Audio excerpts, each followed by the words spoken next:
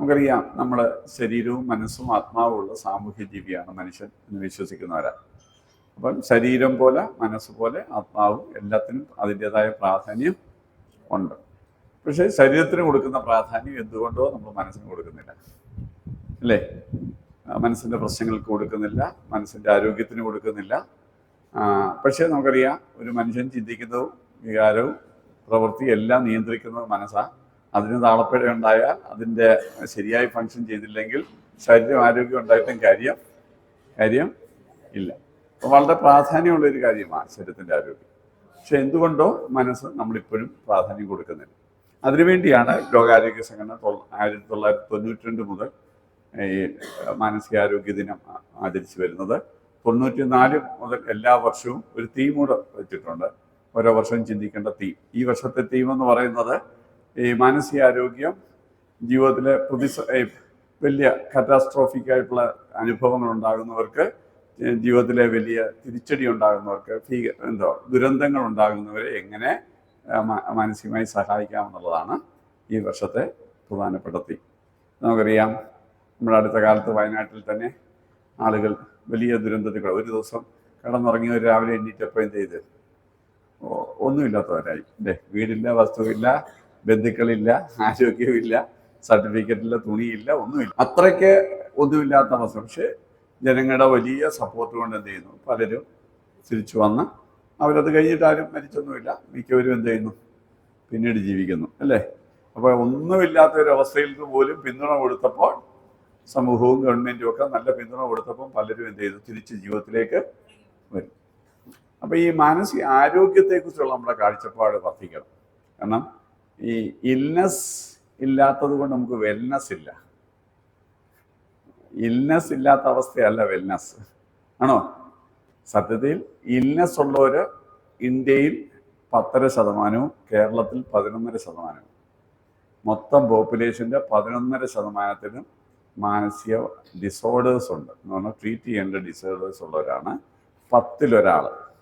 ഇന്ത്യയിൽ 150 ദശലക്ഷം എന്ന് പറഞ്ഞാൽ 15 കോടി ആളുകൾ മാനസിക പ്രശ്നമുള്ളവർ. 15 കോടി, 150 കോടിയിൽ 140 കോടിയിൽ 15 കോടിക്ക് ഡിസോർഡേഴ്സ് ഉണ്ട്. അത്രയ്ക്ക് പ്രശ്നമാണ്. ഒരു പക്ഷേ മറ്റ് പല ശാരീരിക അസുഖങ്ങളെക്കാൾ കൂടുതൽ ഇതുണ്ട്. പക്ഷേ നമ്മളിപ്പോഴും ഇതൊന്നും, അതിൽ 4-ൽ-1 ആളുകളെ ഇപ്പോഴും ചികിത്സയ്ക്ക് പോകുന്നുള്ളൂ. 4-ൽ-3 ആളുകളും പ്രോപ്പർ ട്രീറ്റ്മെൻറ്റ് എടുക്കുന്നില്ല. പ്രത്യേകിച്ച് ആധുനിക സാങ്കേതികമായിട്ടുള്ള മെഡിക്കലായിട്ടുള്ള ചികിത്സകളൊന്നും തന്നെ 4-ൽ-3 ആളുകൾ ഇപ്പോഴും എടുക്കുന്നുണ്ട് ഇന്ത്യയിൽ. മറ്റേത് രോഗം പോലെ, ക്യാൻസർ വന്നാലും, ഈവൻ സെക്ഷൽ ഡിസീസ് വന്നാലും, HIV വന്നാൽ പോലും ആളുകൾ അത്രയും സ്റ്റിഗ്മ ഇല്ല. അതിലും താരതമ്യേന ശാരീരിക രോഗങ്ങളെക്കാൾ വളരെ ചെറുതാണ് മിക്ക മാനസിക രോഗങ്ങൾ. അതിനേക്കാൾ പെട്ടെന്ന് ചികിത്സിക്കാവുന്നതും ഭേദമാകാവുന്നതുമാണ്. പക്ഷേ ഇപ്പോഴും ആളുകൾ അതിന് വേണ്ട വിധ ട്രീറ്റ്മെൻറ്റ് എടുക്കാതെ കുളമാക്കുന്നു എന്നുള്ളതാണ് പ്രശ്നം. അപ്പോൾ നമ്മുടെ പഴയ കാലത്ത് അങ്ങനെയല്ലായിരുന്നു. ഒരാൾക്ക് കണ്ണ് കാണാൻ വന്നാൽ, ചെവി കേൾക്കാൻ വന്നാൽ, കാലിന് നടക്കുന്നവനാണെങ്കിൽ പിന്നെ അവൻ്റെ ജീവിതം, അവനെ സ്കൂളിലും വിടത്തില്ല, വീട്ടിലും ഇറങ്ങത്തില്ല, എവിടെയെങ്കിലും മൂലയിരിക്കുകയായിരുന്നു. ഇപ്പം അങ്ങനെ ആരും ചെയ്യുമോ? വെറും 10-20 വർഷം. എൻ്റെ വീട്ടിലൊക്കെ ആണെങ്കിൽ അങ്ങനെയുള്ളവരെ കളിയാക്കി. ഇപ്പം ആരും പിള്ളേർ കളിയാക്കത്തില്ല. കളിയാകുമോ? ഇല്ല. പക്ഷേ നമ്മുടെ കൊച്ചിൽ എന്ത് ചെയ്യും, ഇരട്ട പേരൊക്കെ വിളിച്ച് നാട്ടുകാരുടെ സ്കൂളിൻ്റെ അവിടുന്ന് പിള്ളേരിങ്ങനെ കൂക്ക് വിളിക്കുകയും ആ പേരിട്ട് വിളിക്കുകയും ഒക്കെ ചെയ്യുമായിരുന്നു. ഇപ്പോൾ ആരും വിളിക്കത്തില്ല. കാരണം വെറും 30 വർഷത്തിനകം നമ്മുടെ സമൂഹത്തിന് അത്രയ്ക്ക് വലിയ ബോധം ഉണ്ടായി. ശരിയല്ലേ?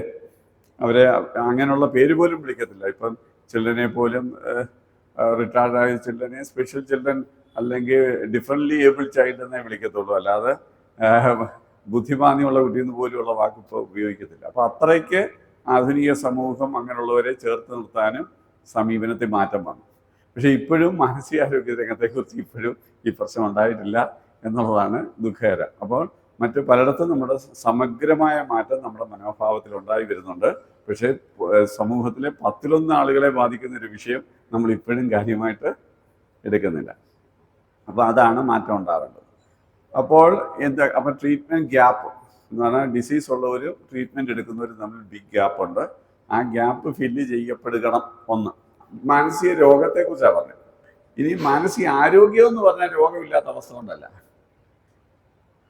രോഗം ഉള്ളവർ 10% ഉണ്ടെങ്കിൽ ആരോഗ്യമുള്ളവർ 10% ഉള്ളൂ. ബാക്കിയപ്പോൾ എത്ര ഉണ്ട്? 82% ആൾക്കാര് ആരോഗ്യവും ഇല്ല, രോഗവും ഇല്ല. ഈ രണ്ടിനും ഇടയ്ക്ക് നിൽക്കുന്നവർ. അത് നിങ്ങൾ അതിൻ്റെ ഡെഫിനിഷൻ കേൾക്കുമ്പോൾ, ആരോഗ്യത്തെക്കുറിച്ചുള്ള ഡെഫിനിഷൻ കേൾക്കുമ്പോൾ മനസ്സിലാവും എന്താ ഒരാൾ ആരോഗ്യമുള്ളതിൻ്റെ ലക്ഷണം. ആരോഗ്യമുള്ള ലക്ഷണത്തിൻ്റെ സ്വന്തം കഴിവുകൾ ശരിയായി തിരിച്ചറിയുക, ലൈഫിലെ ദൈനംദിന വെല്ലുവിളികളെ നേരിടാനുള്ള കഴിവ്, എന്താണ് പ്രൊഡക്റ്റീവായിട്ട് മനുഷ്യൻ ജീവിക്കണം. 4, തൻ്റെ ചുറ്റുപാടുകളിൽ എന്തെങ്കിലും സംഭാവന ചെയ്യണം. അപ്പം ആരോഗ്യമുള്ള ഒരു മനസ്സിൻ്റെ ലക്ഷണം എന്താ? സ്വന്തം കഴിവുകൾ എന്താ പറ്റും?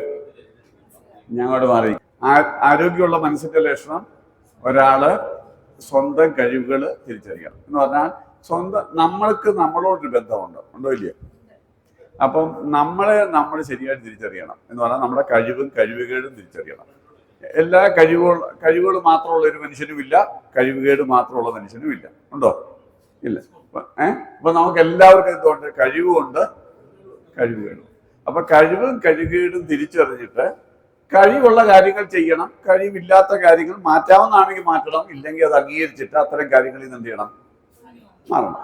ശരിയല്ലേ? അപ്പോൾ പലപ്പോഴും ജീവിതം പരാജയപ്പെടുന്ന കഴിവുകേട് എന്താണെന്ന് തിരിച്ചറിയാതെ ഓരോ കാര്യത്തിന് പോകുന്നതുകൊണ്ടാണ് എന്ത് ചെയ്യും പലരും മിസ്ഫിറ്റ് ആകുന്നത്. ശരിയല്ലേ? സ്വന്തം കഴിവുകേട് എന്താണെന്ന് അവർക്കറിയത്തില്ല. കാരണം ദൈവം കഴിവുകേട് തന്നിരിക്കുന്ന നമ്മളതാകാൻ ദൈവം ഉദ്ദേശിച്ചിട്ടില്ല. അതുകൊണ്ടാണ് ഇപ്പം എനിക്ക് പാട്ട് പാടാൻ കഴിവില്ലെങ്കിൽ എൻ്റെ അർത്ഥം ഞാൻ പാട്ടുകാരനാകാൻ ദൈവം ഉദ്ദേശിച്ചിട്ടില്ല. അപ്പോൾ പാട്ട് പാടി ഞാൻ കയ്യടി വാങ്ങിക്കാൻ പോയാൽ ഞാൻ പാട്ട് പാടാൻ പോയാൽ കൂവും. അതുകൊണ്ട് ഞാൻ പാടിട്ട് ഇല്ല. അപ്പം പാട്ട് പാടി കയ്യടി വാങ്ങിക്കാൻ എന്നെ കൊണ്ട് പറ്റത്തില്ല. ആ സത്യം ഞാൻ അംഗീകരിക്കണം. അപ്പോൾ ഒരാളൊന്ന് പാടാമോ എന്ന് ചോദിച്ചാൽ ഞാൻ കൈകൂപ്പി പറയും, ദൈവത്തേർത്ത് ബാത്റൂമിൽ പാടാൻ, കൂട്ടപ്പാട്ട് പാടാൻ. അല്ലെങ്കിൽ അത് നമ്മുടെ എന്താ പറ്റും? അപ്പോൾ നമ്മുടെ കഴിവുകേടും തിരിച്ചറിയണം. പിന്നെ സ്വന്തം തെറ്റ് സമ്മതിക്കണം. നമ്മളാരും ദൈവങ്ങളല്ല, നമുക്കൊക്കെ മിസ്റ്റേക്ക് പറ്റാം. ചിലരുണ്ടെങ്കിൽ ജീവനുണ്ടെങ്കിൽ തെറ്റ് സമ്മതിക്കത്തില്ല. അപ്പം സ്വന്തം തെറ്റ് പറ്റിയാൽ സമ്മതിക്കുന്നത് മാനസികാരോഗ്യത്തിൻ്റെ ലക്ഷണമാണ്. സമ്മതിക്കാത്തവൻ ആരോഗ്യമില്ലാത്തവനാണ്. അപ്പൊ ഇനി നിങ്ങൾ പറയണം പൊതുജനത്തിന്. പിന്നെ അവനവനെ കുറിച്ചൊരു മതിപ്പും ബഹുമാനവും സ്നേഹവും വേണം. വേണ്ടേ? നമ്മൾ ഏറ്റവും മോശമായിട്ട് പറയുന്നത് നമുക്കെതിരെയാണ്. എന്നെ കാണാൻ കൊള്ളത്തില്ല, എൻ്റെ തലയിലൊന്നുമില്ല, ഞാൻ ഭാഗ്യവാനല്ല, ഞാൻ ചെയ്താൽ ഒന്നും ശരിയാകത്തില്ല എന്നൊക്കെ പറഞ്ഞ് അവനവനെതിരെ ഏറ്റവും പറഞ്ഞ് സ്വന്തം വ്യക്തിത്വം നശിപ്പിക്കുന്നവരുണ്ടോ? ഉണ്ടോ ഇല്ലയോ? ഉണ്ടോ? അപ്പം അവനവനെ എന്ത് ചെയ്യരുത്? ഇകഴ്ത്തി ചിന്തിക്കരുത്, താത്തി ചിന്തിക്കരുത്. നമ്മൾക്ക് ദൈവം സൃഷ്ടിച്ച നമ്മൾ ബഹുമാനത്തോടും മാന്യതയോടും കാണണം. അപ്പം നമ്മളുമായിട്ടുള്ള ബന്ധത്തിലുള്ള ആരോഗ്യാവസ്ഥ പറഞ്ഞല്ലോ. ഇനി മറ്റുള്ളവരുമായിട്ടുള്ള ആരോഗ്യാവസ്ഥ. നമ്മളിന്ന് നമ്മളെപ്പോലെ നമ്മളേ ഉള്ളൂ, ബാക്കി എല്ലാവരും നമ്മളിന്ന് വ്യത്യസ്തരാണ്. അപ്പം മറ്റൊരാളുമായിട്ട് പൊരുത്തപ്പെട്ട് പോകണമെങ്കിൽ വ്യത്യസ്തരുമായിട്ട് പൊരുത്തപ്പെട്ട് പോകാൻ പഠിക്കണം. വേണ്ടേ? അപ്പോൾ അതിൽ തന്നെ എല്ലാ തരത്തിൽ പ്രായമുള്ളവരുണ്ട്, താഴെയുള്ളവരുണ്ട്, സമപ്രായക്കാരുണ്ട്, ഇങ്ങനെ പല തരത്തിലുള്ള ആണുണ്ട്, പെണ്ണുണ്ട്. ഈ വ്യത്യസ്ത മനുഷ്യരുമായി പൊരുത്തപ്പെട്ടു പോകാനുള്ള കഴിവ് നല്ലൊരു ആരോഗ്യത്തിൻ്റെ ലക്ഷണമാണ്, അല്ലേ? അതേസമയം ഒത്തുപോകാൻ അറിയാത്തവരെന്ത് ചെയ്യും? അത് മാനസികാരോഗ്യത്തിൻ്റെ കുറവാണ്. ശരിയല്ലേ? ആണോ? ആഴമായ വ്യക്തിബന്ധങ്ങൾ വേണം. പിന്നെ സ്വന്തമായ ചുമതലാബോധം വേണം. എന്തൊക്കെയാണ് ഞാൻ ചെയ്യേണ്ട ചുമതല എന്നുള്ള ബോധം വേണം, അല്ലേ? അത് സന്തോഷത്തോടെ ഏറ്റെടുക്കണം. അതുപോലെ തന്നെ ദൈനംദിന ജീവിതം ആസ്വദിക്കണം. ചെയ്യുന്ന കാര്യങ്ങൾ എങ്ങനെയും ചെയ്യുമല്ല, പൂർണ്ണമായ കമ്മിറ്റ്മെൻറ്റോട് ചെയ്യണം, അല്ലേ? ചിന്തിച്ച് തീരുമാനം എടുക്കണം. ആക്ഷൻ എടുത്തിട്ടല്ല ചിന്തിക്കേണ്ടത്, പിന്നെന്തുവാ? എല്ലാ വശവും ചിന്തിച്ചിട്ട് വേണം നല്ല തീരുമാനം എടുക്കാൻ. ഇങ്ങനെ പറഞ്ഞു പോയാൽ ഒരുപിടി ഇതുപോലുള്ള കാര്യങ്ങളൊക്കെയാണ് ആരോഗ്യത്തിൻ്റെ ലക്ഷണങ്ങൾ. ദൈനംദിന ജീവിതം ആസ്വദിക്കണം, അല്ലേ? ചെറിയ ജീവിതത്തിൽ എങ്ങോ ഇരിക്കുന്ന സന്തോഷം മാത്രമല്ല, ജീവിതത്തിലെ ദൈനംദിന ജീവിതവും ആസ്വദിക്കണം, അല്ലേ? ഇന്ന് ഉച്ചക്കത്തെ ആഹാരം ആസ്വദിക്കണം, രാവിലെ കുളി ആസ്വദിക്കണം, കാപ്പി കുടിച്ചത് ആസ്വദിക്കണം, തുണി ഒന്നിട്ടിട്ട് കണ്ണാടി നോക്കി ആസ്വദിക്കണം. കൊച്ചു കൊച്ചു സന്തോഷങ്ങൾ ലൈഫിലുണ്ട്, അത് ആസ്വദിക്കാൻ കഴിയണം. ഇതെല്ലാം കൂടെ ചേർന്നതാണ് ഒരാൾ റിലാക്സ്ഡ് ആയിട്ട് ജീവിക്കുന്ന. അപ്പം ഒരു നല്ല മെൻ്റലി ഹെൽത്തി പേഴ്സൺ സാറ്റിസ്ഫൈഡ് ആയിരിക്കും, ഹാപ്പി ആയിരിക്കും, എല്ലാവരോടും ഒത്തുപോകും, അല്ലേ? നല്ല ജീവിതത്തെ തിരിഞ്ഞു നോക്കുമ്പോൾ സംതൃപ്തമായിട്ട് ജീവിക്കും. ഇതൊക്കെയാണ് മാനസികാരോഗ്യത്തിന്. നിങ്ങൾ നോക്കുമ്പോൾ സമൂഹത്തിൽ എത്ര പേരുണ്ട് ഇങ്ങനെയൊക്കെ ജീവിക്കുന്നത്? വളരെ. അപ്പൊ രോഗികളെക്കാളും കുറവാണ് ആരോഗ്യമുള്ളവർ. സത്യമല്ലേ? ബാക്കിയുള്ളവരെല്ലാം ചിലപ്പം ചിലരോട് ഒത്തുപോകും, ചിലരോട് ഒത്തുപോകത്തില്ല, അല്ലേ? അല്ലേ? ചില വികാരങ്ങൾ പ്രകടിപ്പിക്കാൻ ഭയങ്കര ബുദ്ധിമുട്ട്. ചിലപ്പോൾ ചിലർക്ക് ദേഷ്യം നിയന്ത്രിക്കാൻ പറ്റത്തില്ല, സെൽഫ് ഹർട്ട് ചെയ്യും, വായി വന്ന ദേഷ്യം വരുമ്പോൾ വായി വന്നേ പറയും, എടുത്തെറിയും. ഇതൊന്നും ആരോഗ്യത്തിന്റെ ലക്ഷണമല്ല. എല്ലാ വികാരവും ഒരാരോഗ്യമുള്ള വ്യക്തിയുടെ നിയന്ത്രണത്തിലായിരിക്കണം. ഒരു വികാരവും അവരെ ഭരിക്കരുത്, എല്ലാ വികാരവും അവർ ഭരിക്കണം, അല്ലേ? ഇതൊക്കെയാണ് ഒരു ആരോഗ്യമുള്ള വ്യക്തിത്വത്തിന്റെ ലക്ഷണങ്ങൾ. അപ്പൊ നമ്മൾ ചിന്തിച്ചേ, വെൽനെസ് എത്ര പേർക്കുണ്ട്? ഇൽനെസ് അധികം പേർക്കില്ലെങ്കിലും വെൽനെസ് എത്ര പേർക്കുണ്ട്? അപ്പം മിക്ക മനുഷ്യരും വെൽനെസ്സിനും ഇൽനെസ്സിനും ഇടയ്ക്ക് നിൽക്കുന്നവരാ, അല്ലയോ? ഒരു കൂട്ടര് ഇൽനെസ്, ഇപ്പുറത്ത് ചെറിയ ഗ്രൂപ്പ് വെൽനെസ്, ഇതിനിടയ്ക്ക് നിൽക്കുന്നവരാ മിക്കവാറും പേര്, അല്ലേ? അപ്പോൾ ഇന്നത്തെ ഒരു ദിവസം എന്തായിരിക്കണം? നമ്മൾ ഈ വെൽനെസ്സിനെ കുറിച്ച് ചിന്തിക്കണം. നമ്മുടെ വെൽനെസ്സിനെ കുറിച്ച് ചിന്തിക്കണം, നമ്മുടെ ചുറ്റുപാടുമുള്ളവരുടെ വെൽനെസ്സിനെ കുറിച്ച് നമ്മൾ ചിന്തിക്കണം. നമ്മുടെ കുട്ടികളെയൊക്കെ വളർത്തുമ്പോൾ മാനസിക ആരോഗ്യമുള്ള വ്യക്തിത്വമായിട്ട് നല്ലൊരു ശരീരം മാത്രം വരാം. ശരീരത്തിന് ഇപ്പം ആരോഗ്യത്തിന് ചെറിയ പ്രശ്നം ഉണ്ടെങ്കിൽ തൂക്കം അല്പം ഒന്ന് കുറഞ്ഞാൽ, വണ്ണം അല്പം ഒന്ന് കുറഞ്ഞാൽ നമ്മൾ കൊണ്ട് ഡോക്ടറെ കാണിച്ചിട്ട് മരുന്നൊക്കെ കഴിപ്പിക്കും. പക്ഷേ ഇവൻ്റെ മനസ്സിൻ്റെ ആരോഗ്യത്തെക്കുറിച്ച് നമുക്ക് എത്ര കൺസേൺ ഉണ്ട്? അവന് ദേഷ്യം നിയന്ത്രിക്കാൻ പറ്റത്തില്ല. ദേഷ്യം വന്നാൽ വായി വന്നെല്ലാം പറയും, ആരോടും ഒത്തുപോകുന്നില്ല, നല്ല ബന്ധങ്ങളില്ല, ചുമതലകൾ ചെയ്യത്തില്ല, ലക്ഷ്യബോധമില്ല, ഉത്തരവാദിത്തങ്ങൾ ഏറ്റെടുക്കത്തില്ല. ഇതൊക്കെ ഒരു വൈകല്യമായിട്ട് നമ്മൾ കരുതുന്നുണ്ടോ? പറയാം, വൈകല്യമാണ്. പക്ഷേ ഇതൊന്നും നമ്മളൊരു വൈകല്യമായിട്ട് കാര്യമായിട്ട് എടുക്കുകയൊന്നുമില്ല. ഇതൊക്കെ വളരെ എക്സ്ട്രീം ലെവലിൽ എത്തുമ്പോഴും മാത്രമേ നമ്മൾ പലപ്പോഴും ഇൻ്റർവെൻഷൻ ചെയ്യത്തുള്ളൂ. അതുകൊണ്ട് ഇത്തരം ഉത്തരവാദിത്തമുള്ള, ലക്ഷ്യബോധമുള്ള, ചെയ്യുന്ന കാര്യം എങ്ങനെയും ചെയ്യാതെ പൂർണ്ണ സമർപ്പണത്തോടെ ചെയ്യുന്ന, അല്ലേ, അങ്ങനെ എല്ലാവരോടും ഒത്തുപോകുന്ന, എല്ലാ വികാരവും നിയന്ത്രിക്കുന്ന, തങ്ങളോട് തന്നെ നല്ല ബന്ധമുള്ള, സ്വന്തം കഴിവും കഴിവുകളും തിരിച്ചറിഞ്ഞ് ജീവിക്കുന്ന, തൻ്റെ പ്രാപ്തി മനസ്സിലാക്കി ലക്ഷ്യങ്ങൾ വെക്കുന്ന, ലക്ഷ്യങ്ങൾക്ക് വേണ്ടി ആത്മാർത്ഥമായി പരിശ്രമിക്കുക ഒക്കെ ചെയ്യുന്ന ഒരാളാണ് ആര്? ആരോഗ്യമുള്ളൊരു വ്യക്തിത്വം. ആള് തീർച്ചയായിട്ടും പ്രൊഡക്റ്റീവായിരിക്കും. ആളുടെ ജീവിതം കൊണ്ട് തൻ്റെ ചുറ്റുപാടുകൾക്ക് എന്തെങ്കിലുമൊക്കെ സമ്പന്നമായ അനുഭവം കൊടുക്കാൻ പറ്റും. അതിൻ്റെ വലിപ്പം അനുസരിച്ചാൽ തന്നെ സ്വന്തം കുടുംബത്തിലെങ്കിലും സ്വാധീനിച്ചു, കുറച്ചുകൂടെ വലിയവര് ആ വാർഡിൽ സ്വാധീനിച്ചു, കുറച്ചുകൂടെ വലിയൊരു പഞ്ചായത്തിൽ സ്വാധീനിച്ചു, കുറച്ചുകൂടെ വലിയ ആളുകൾ ആ കോൺസ്റ്റിറ്റ്യുവൻസി സ്വാധീനിച്ചു, ചിലരെന്ത് കേരളം മുഴുവൻ സ്വാധീനിച്ചു, ചിലരുടെ ജീവിതം കൊണ്ട് ഇന്ത്യ മുഴുവൻ സ്വാധീനിച്ചപ്പെട്ടു, ചിലരെന്ത് ചെയ്യും ലോകം മുഴുവൻ ഒരായുസ് കൊണ്ട് സ്വാധീനം. എല്ലാവർക്കും 10-9 വർഷമേ ഇരുന്നുള്ളൂ, അല്ലെങ്കിൽ 10-70 വർഷമേ ഇരുന്നുള്ളൂ. പക്ഷേ ലോകം മുഴുവൻ ഒരായുസ് കൊണ്ട് സ്വാധീനിച്ചവരുണ്ടോ? ഇല്ല. നൂറ്റാണ്ടുകളായിട്ട് അവരുടെ സ്വാധീനം പ്രപഞ്ചത്തിൽ നിലനിർത്തിപ്പോയവരുണ്ട്. അതേസമയം ചിലർ പോയിട്ട് സ്വന്തം വീട്ടിൽ പോലും വലിയ പ്രശ്നമൊന്നുമില്ല പോയിട്ടുണ്ട്. അപ്പം നമ്മുടെ മനസ്സിൻ്റെ ആരോഗ്യത്തിൻ്റെ വലിപ്പം അനുസരിച്ച് നമ്മുടെ കോൺട്രിബ്യൂഷൻ ടു ദ വേൾഡ് കൂടിയിരിക്കും. അതാണ് ഒരാൾ എത്രമാത്രം ആരോഗ്യമുള്ളൂ അത്രയ്ക്കാണ് കോൺട്രിബ്യൂഷൻ ടു ദ വേൾഡ് കൂടും. ശരിയല്ലേ? അപ്പം ഇതാണ് നല്ലൊരു ആരോഗ്യമുള്ള വ്യക്തി. നമ്മൾ ഈ വിഷയത്തെക്കുറിച്ച് ചിലപ്പോൾ ആദ്യമായിട്ടായിരിക്കും നിങ്ങളിങ്ങനെ കേൾക്കുന്നത് തന്നെ. കാരണം നമ്മൾ ആകെ ചർച്ച ചെയ്യാത്തൊരു വിഷയമാണ്. പക്ഷേ ജീവിതവുമായിട്ട് എന്ത് ബന്ധപ്പെട്ട ഒരു കാര്യമാണ് മനസ്സ്. പക്ഷെ നമ്മൾ വളരെ കുറച്ച് മാത്രമേ ചർച്ച ചെയ്തിട്ടുള്ളൂ. അതുകൊണ്ട് ട്രീറ്റ്മെൻറ്റ് ഗ്യാപ്പ് മാറ്റണം. ആളുകൾ നല്ല, ഞാൻ പറഞ്ഞ വളരെ ഈ 10% രോഗികളിൽ 1% 0.5% പേര് മാത്രമേ ഉള്ളൂ ലൈഫ് ലോങ് ഒക്കെ ട്രീറ്റ്മെൻറ്റ് എടുക്കേണ്ട ഒരു സീരിയസ് ആയുള്ള പ്രശ്നമുള്ളവർ. ബാക്കി മിക്കവരും എന്തുവാ കുറച്ച് സമയത്തെ ട്രീറ്റ്മെൻറ്റോട് തിരിച്ച് ലൈഫിൽ വരാൻ പറ്റുന്നവരാണ്, അല്ലേ? അങ്ങനെ വരാൻ പറ്റുന്ന ജീവിതങ്ങളെ നമ്മൾ രോഗമാണെന്ന് മുദ്ര കുത്തി എവിടെയെങ്കിലും മൂലക്കിരുത്തി, അല്ലെങ്കിൽ ചിലപ്പോൾ ഗുളിക കൊടുത്താൽ തന്നെ അവിടെ ഗുളിക കഴിച്ച് അവിടെ ഇരിക്കുന്ന പരിപാടിയിലേക്ക് മാറ്റുന്നത് ആരോഗ്യകരമല്ല. അവരെ ചികിത്സ എന്ന് പറഞ്ഞാൽ അവരെ തിരിച്ച് ലൈഫിലേക്ക് കൊണ്ടുവന്ന് വീണ്ടും പ്രൊഡക്റ്റീവായിട്ടുള്ള വ്യക്തികളായിട്ട് മാറണം. നിങ്ങൾക്കറിയാമോ ഇന്ത്യയിലെ മാനസിക രോഗം കൊണ്ടുള്ള സാമ്പത്തിക നഷ്ടം എത്രയാണെന്നറിയാമോ? 80 ട്രില്യൺ റുപ്പീസാണ്. 80 ട്രില്യൺ റുപ്പീസാണ്. ഒരു ബില്യൺ അല്ല, ബില്യൺ എന്ന് പറഞ്ഞാൽ 100 കോടി.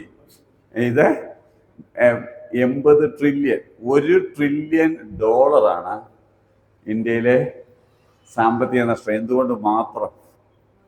മാനസികാരോഗ്യം കൊണ്ട് മാത്രം. ഇത് മറ്റ് പല രോഗങ്ങളും കൂടെ ഒന്നിച്ച് വെച്ചാലുള്ളതിനേക്കാളും വലിയ പ്രശ്നമാണ്. ഇന്ന് രാവിലെ ഞാൻ പത്തനംതിട്ട പോലീസുകാർക്കെല്ലാം കൂടെ ഞാൻ എൻ്റെ ഹെൽത്തിനെ കുറിച്ച് ഒരു ക്ലാസ് എടുത്തിട്ടാണ് വരുന്നത്. അപ്പോൾ ഞാൻ അവരോട് പറഞ്ഞു, ഇതാണ് നമ്മുടെ ഇത്രയും വലിയൊരു കാരണം ഇന്ത്യ ഇപ്പം ലോകത്തിലെ ഏറ്റവും വലിയ മാനവശേഷിയുള്ള രാജ്യമാണ്. ഏറ്റവും കൂടുതൽ യങ്സ്റ്റേഴ്സ് ഉള്ള രാജ്യമാണ്. ഏറ്റവും കൂടുതലും മാനവ വിഭവശേഷിയുള്ള രാജ്യമാണ്. ഹ്യൂമൻ റിസോഴ്സ് ഉള്ള രാജ്യമാണ്. ഈ ഹ്യൂമൻ റിസോഴ്സിലെ നല്ലൊരു ശതമാനം വേസ്റ്റ് ആക്കുന്ന ഒരു കാര്യമാണ് മെൻ്റൽ ഹെൽത്ത്. അത് ഇത്രയും വലിയ സാമ്പത്തിക പ്രശ്നമുണ്ട്, ഇത്രയും വലിയ ജീവിതങ്ങളെ ബാധിക്കുന്ന കാര്യം. അതുകൊണ്ട് രാഷ്ട്രത്തിന്റെ ക്ഷേമം എടുത്താലും സഭയുടെ ക്ഷേമം എടുത്താലും കുടുംബത്തിന്റെ ക്ഷേമം എടുത്താലും എന്താ വേണം? ഈ വ്യക്തിയുടെ മാനസികാരോഗ്യം മെച്ചപ്പെടുത്തുകയും ആരെയും റിസോഴ്സസ് വേസ്റ്റ് ആകാതെ അവർ മാക്സിമം പ്രൊഡക്റ്റീവായിട്ട് ജീവിക്കാൻ സഹായിക്കുക വഴി നമ്മൾ ആത്മീയമായിട്ടും മാനസികമായും സാമ്പത്തികമായും സാമൂഹികമായും ഉള്ളൊരു ക്ഷേമരാഷ്ട്രമായിട്ട് വളരണമെങ്കിൽ ഇത് വളരെ ഇമ്പോർട്ടൻ്റ് ആയ ഒരു ഫാക്ടർ ആണ്. ആണോ? ഇപ്പോൾ പറഞ്ഞപ്പോൾ നിങ്ങൾക്ക് മനസ്സിലായി അത്രയ്ക്ക് ഇമ്പോർട്ടൻ്റ് ഒരു ഫാക്ടറാണ്. പക്ഷേ ഇപ്പോഴും അതിൻ്റെ പ്രാധാന്യതയോടെ നമ്മൾ കാണുന്നില്ല. അതുകൊണ്ട് എന്തുവാ ഈ വിഷയത്തെക്കുറിച്ച് വളരെ ഓപ്പണായിട്ട് ചർച്ച ചെയ്യാന്ന് പറയും. മാനസികാരോഗ്യം മറ്റേത് വിഷയം പോലെ ഓപ്പണായിട്ട് ചർച്ച ചെയ്യുക, മറ്റേത് രോഗം പോലെയും മറ്റേത് പ്രശ്നം പോലെയും അതിനെ ചികിത്സിക്കുകയും ഹാൻഡിൽ ചെയ്യാനും സമൂഹം തയ്യാറായാൽ എന്ത് ചെയ്യും? ഇപ്പോഴത്തെ മിക്ക ആളുകളും എന്ത് ചെയ്യും? ജീവിതത്തിലേക്ക് തിരിച്ചു വരികയും വീണ്ടും പ്രൊഡക്റ്റീവായിട്ട് ജീവിക്കുകയും ഒക്കെ ചെയ്യും. ഇപ്പോൾ ഇത് കൂടി വരിക, പെർസെൻറ്റേജ് കൂടി വരിക. കാരണം എന്താ? നമുക്കറിയാം ഇന്ത്യയിലെ ഏറ്റവും വലിയ കാര്യം ഈ കുടുംബമാണ്. മനസ്സിൻ്റെ ആരോഗ്യം മെച്ചപ്പെടുന്ന ഏറ്റവും നല്ല സംവിധാനം ദൈവം ഒരുക്കിയ കുടുംബമാണ്. പക്ഷേ ഇന്ത്യയിൽ കുടുംബങ്ങൾ, കേരളത്തിൽ കുടുംബങ്ങൾ ഫാസ്റ്റ്ലി ഡിസിൻറ്റഗ്രേറ്റ് ചെയ്തുകൊണ്ടിരിക്കുക. ഇന്ത്യൻ ആവറേജിൻ്റെ 7 ഇരട്ടിയാണ് കേരളത്തിലെ ഡിവോഴ്സ് റേറ്റ്. എന്നിട്ട് കേട്ടോണേ, ഇന്ത്യൻ ആവറേജിൻ്റെ 7 ടൈംസ് ആണ് കേരളത്തിലെ ഡിവോഴ്സ് റേറ്റ്. അത് 350% വളർച്ചയിലാണ് കഴിഞ്ഞ 8 വർഷമായി. എന്ന് പറഞ്ഞാൽ അടുത്ത 10 വർഷത്തിനകം കേരളത്തിലെ 3-1 4-1 ആളുകൾ ഡിവോഴ്സീസ് ആയിരിക്കും. കേരളത്തിലെ 4 പേരിൽ ഒരാൾ ഡിവോഴ്സി ആയിരിക്കും. അത്രയ്ക്ക് ശക്തമായിട്ട് ഈ പ്രശ്നം വരിക. ഇതൊന്നും നമ്മളിപ്പോഴും കണ്ണടച്ചിട്ടാക്കിക്കൊണ്ടിരിക്കുകയാണ്. പ്രശ്നം അത്രയ്ക്ക് ശക്തമാണ്. കാരണം 7 ഇരട്ടി 350% ഗ്രോത്താണ് ഗവൺമെൻറ് കണക്കായി പറഞ്ഞത്. ഇന്ത്യൻ ആവറേജിൻ്റെ 7 ഇരട്ടിയാണ് കേരളത്തിലെ ഡിവോഴ്സ് റേറ്റ്. അത് 350% വളർച്ചയിലുമാണ്. ഉദാഹരണം പത്തനംതിട്ട ജില്ല തന്നെ എടുത്താൽ, ഈ 15 വർഷം മുമ്പേ പത്തനംതിട്ട ഒരു കോടതി ഇല്ലായിരുന്നു. പണ്ട് ഞങ്ങൾ കൊല്ലത്തിൻ്റെ ഭാഗമായിരുന്നുണ്ട്. കൊല്ലത്തൊരു കോടതിയേ ഉള്ളായിരുന്നു. പത്തനംതിട്ട ആദ്യം തിരുവല്ല വന്നു. 8000 കേസ് അറ്റ് എ ടൈം കഴിഞ്ഞപ്പോൾ പത്തനംതിട്ട തുടങ്ങി. പത്തനംതിട്ട 8000 കേസ് കഴിഞ്ഞപ്പോൾ അടൂർ തുടങ്ങി. ഇപ്പം 3 കൂടെ അറ്റ് എ ടൈം 7,000 to 8,000 കേസുകളുണ്ട്. 7,000 തൊട്ട് 8,000 കേസ് ഒരു സമയത്തൊരു കോടതിയിൽ ഉണ്ടാകുമ്പോഴാണ് അടുത്ത കോടതി തുടങ്ങുന്നത്. ആകെ പത്തനംതിട്ട ജനസംഖ്യ 10 ലക്ഷം, 2.5 ലക്ഷം കുടുംബങ്ങളേ ഉള്ളൂ. ഈ 2.5 ലക്ഷം കുടുംബങ്ങളിലെ 25,000 പേര് ഒരു സമയത്ത് കോടതിയിലുണ്ടെന്ന്. അപ്പം മുന്നിലുള്ളവരും പിന്നിലുള്ളതും വരാൻ പോകുന്നതും മാറിയിരിക്കുന്നതും കേസ് പോകാത്തതൊക്കെ വേറെ. കേസ് കോടതിയിൽ മാത്രം 24,000 കേസ് ഉണ്ടെന്ന് പറഞ്ഞാൽ നിങ്ങൾ ഞെട്ടുമോ ഇല്ല?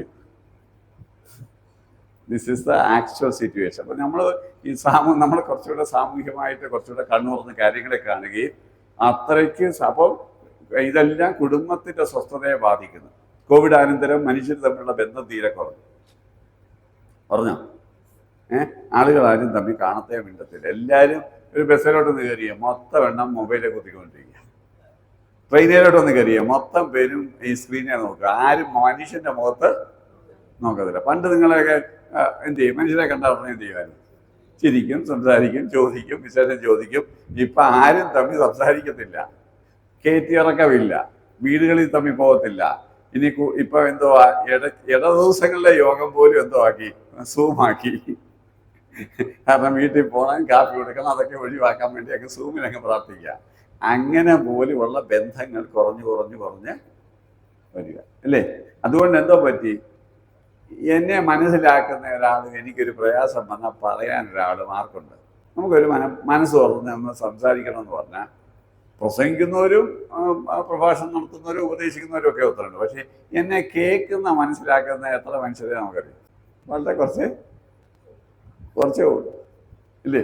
ഇത്രയൊക്കെ മനുഷ്യപ്പറ്റുള്ള നിങ്ങൾക്ക്. അപ്പൊ മനുഷ്യപ്പറ്റൂടെ ഇല്ലാത്ത നിങ്ങളൊക്കെ കുറച്ച് മനുഷ്യപ്പറ്റുള്ളതുകൊണ്ടാണല്ലോ ഇവിടെ വന്നത്. അപ്പോൾ മനുഷ്യപ്പറ്റില്ലാത്തവരുടെ സ്ഥിതി ഒന്ന് ഓർത്തു നോക്കി. തീരെ ഗതികേടാണ്. ആണോ? നിങ്ങൾ ചിന്തിച്ചേ, വളരെ സീരിയസ് ആയ വിഷയമാണ്. നമ്മുടെ സമൂഹം കടന്നു പോകുന്ന. പെട്ടെന്ന് മനുഷ്യൻ എന്താ ചെയ്യുക? അവൻ്റെ ലോകത്തേക്കും അവൻ്റെ ഒരു സ്വകാര്യ ലോകത്തേക്കും ഒതുങ്ങുക. പക്ഷെ ദൈവം സൃഷ്ടിച്ച മനുഷ്യൻ സാമൂഹിക ജീവിയാണ്. ആണോ? അതുകൊണ്ടാണ് ഏകനായിട്ടിരിക്കുന്ന നല്ലതല്ല, നീ കുടുംബത്തിൽ ജീവിക്കണം. വിശ്വാസികളോട് പറഞ്ഞു, നീ ഏകായികളെ എന്ത് ചെയ്യും? കുടുംബത്തിൽ വസിക്കുമാറാക്കുന്നു, വിശ്വസിക്കുന്നവരെ സഭയോട് ചേർക്കുന്നു. ഇതൊക്കെ എന്തിനാ? ഒരു കൂട്ടായ്മയ്ക്ക് വേണ്ടി. കാരണം നീ എത്ര വീരനായാലും കൂട്ടായ്മയില്ലാതെ, മനുഷ്യനില്ലാതെ നിനക്ക് ജീവിക്കാൻ പറ്റത്തില്ലെന്ന് സൃഷ്ടാവ് തന്നെ നമ്മളോട് പറഞ്ഞേക്കുക. പക്ഷേ മനുഷ്യൻ ഇപ്പം ആരെ വേണ്ട? കഴിവനും. മനുഷ്യനില്ലാതെ എങ്ങനെ ജീവിക്കാം? മനുഷ്യനോട് കഴിവത് ഇടപെടാതെ എങ്ങനെ ജീവിക്കാമെന്നാണ് ഒരുപറ്റം ആൾക്കാർ ചിന്തിക്കുന്നത്. ഇവരെല്ലാം പോയി എവിടെ ചെന്നിയാടും?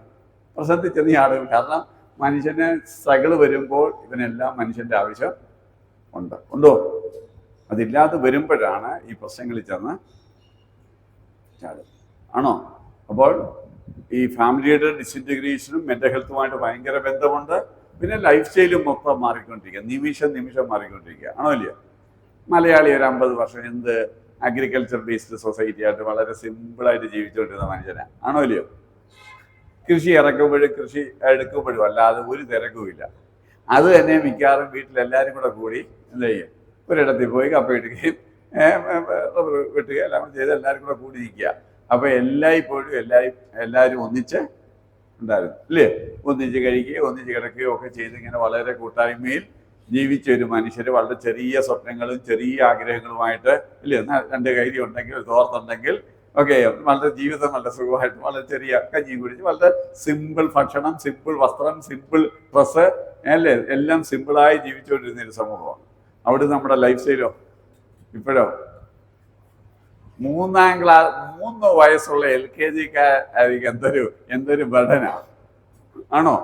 നിങ്ങൾ അവരെ നിലത്ത് നിർത്തത്തില്ല. എന്ത് ചെയ്യാം? പഠിക്കുക എന്നൊരു കൊച്ചിന് പോലും ഒരു സ്വസ്ഥത ഇല്ല ഇല്ലേ? അതിന് അഡ്മിഷൻ കിട്ടണമെങ്കിൽ എൻട്രൻസ് ഇല്ല. അപ്പോൾ 2-3 വയസ്സുള്ള കൊച്ചു തൊട്ടങ്ങ് ടെൻഷനില്ല. ആർക്കും സംസാരിക്കാനും സമയമില്ല, സ്നേഹിക്കാനും സമയമില്ല, ഒന്നിച്ചിരുന്ന് കഴിക്കാനും സമയമില്ല. ഒരു കട്ടിലേക്ക് കിടക്കുന്നവർ പോലും തമ്മിൽ സംസാരിക്കാൻ സമയം പോലും ഇല്ല ഇല്ലേ? ഏതാണ്ടൊക്കെ നേടാൻ നമ്മൾ ഓടുക. അവസാനം ഒന്നുമില്ലാത്ത ഗതികേട്ടിലേക്ക് മനുഷ്യൻ മാറുക. ശരിയല്ലേ?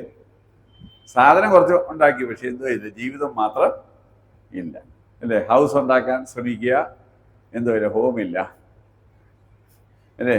സാധനങ്ങളെല്ലാം വാങ്ങിച്ചു, അവസാനം സന്തോഷം മാത്രം ഇല്ല. ഇങ്ങനെ ലെവലിലേക്ക് സമൂഹം മാറുക. ഇവിടെയാണ് നമ്മളെപ്പോലെ വെളിച്ചം കിട്ടിയവർക്ക് വലിയ റോള് ഉണ്ടോ?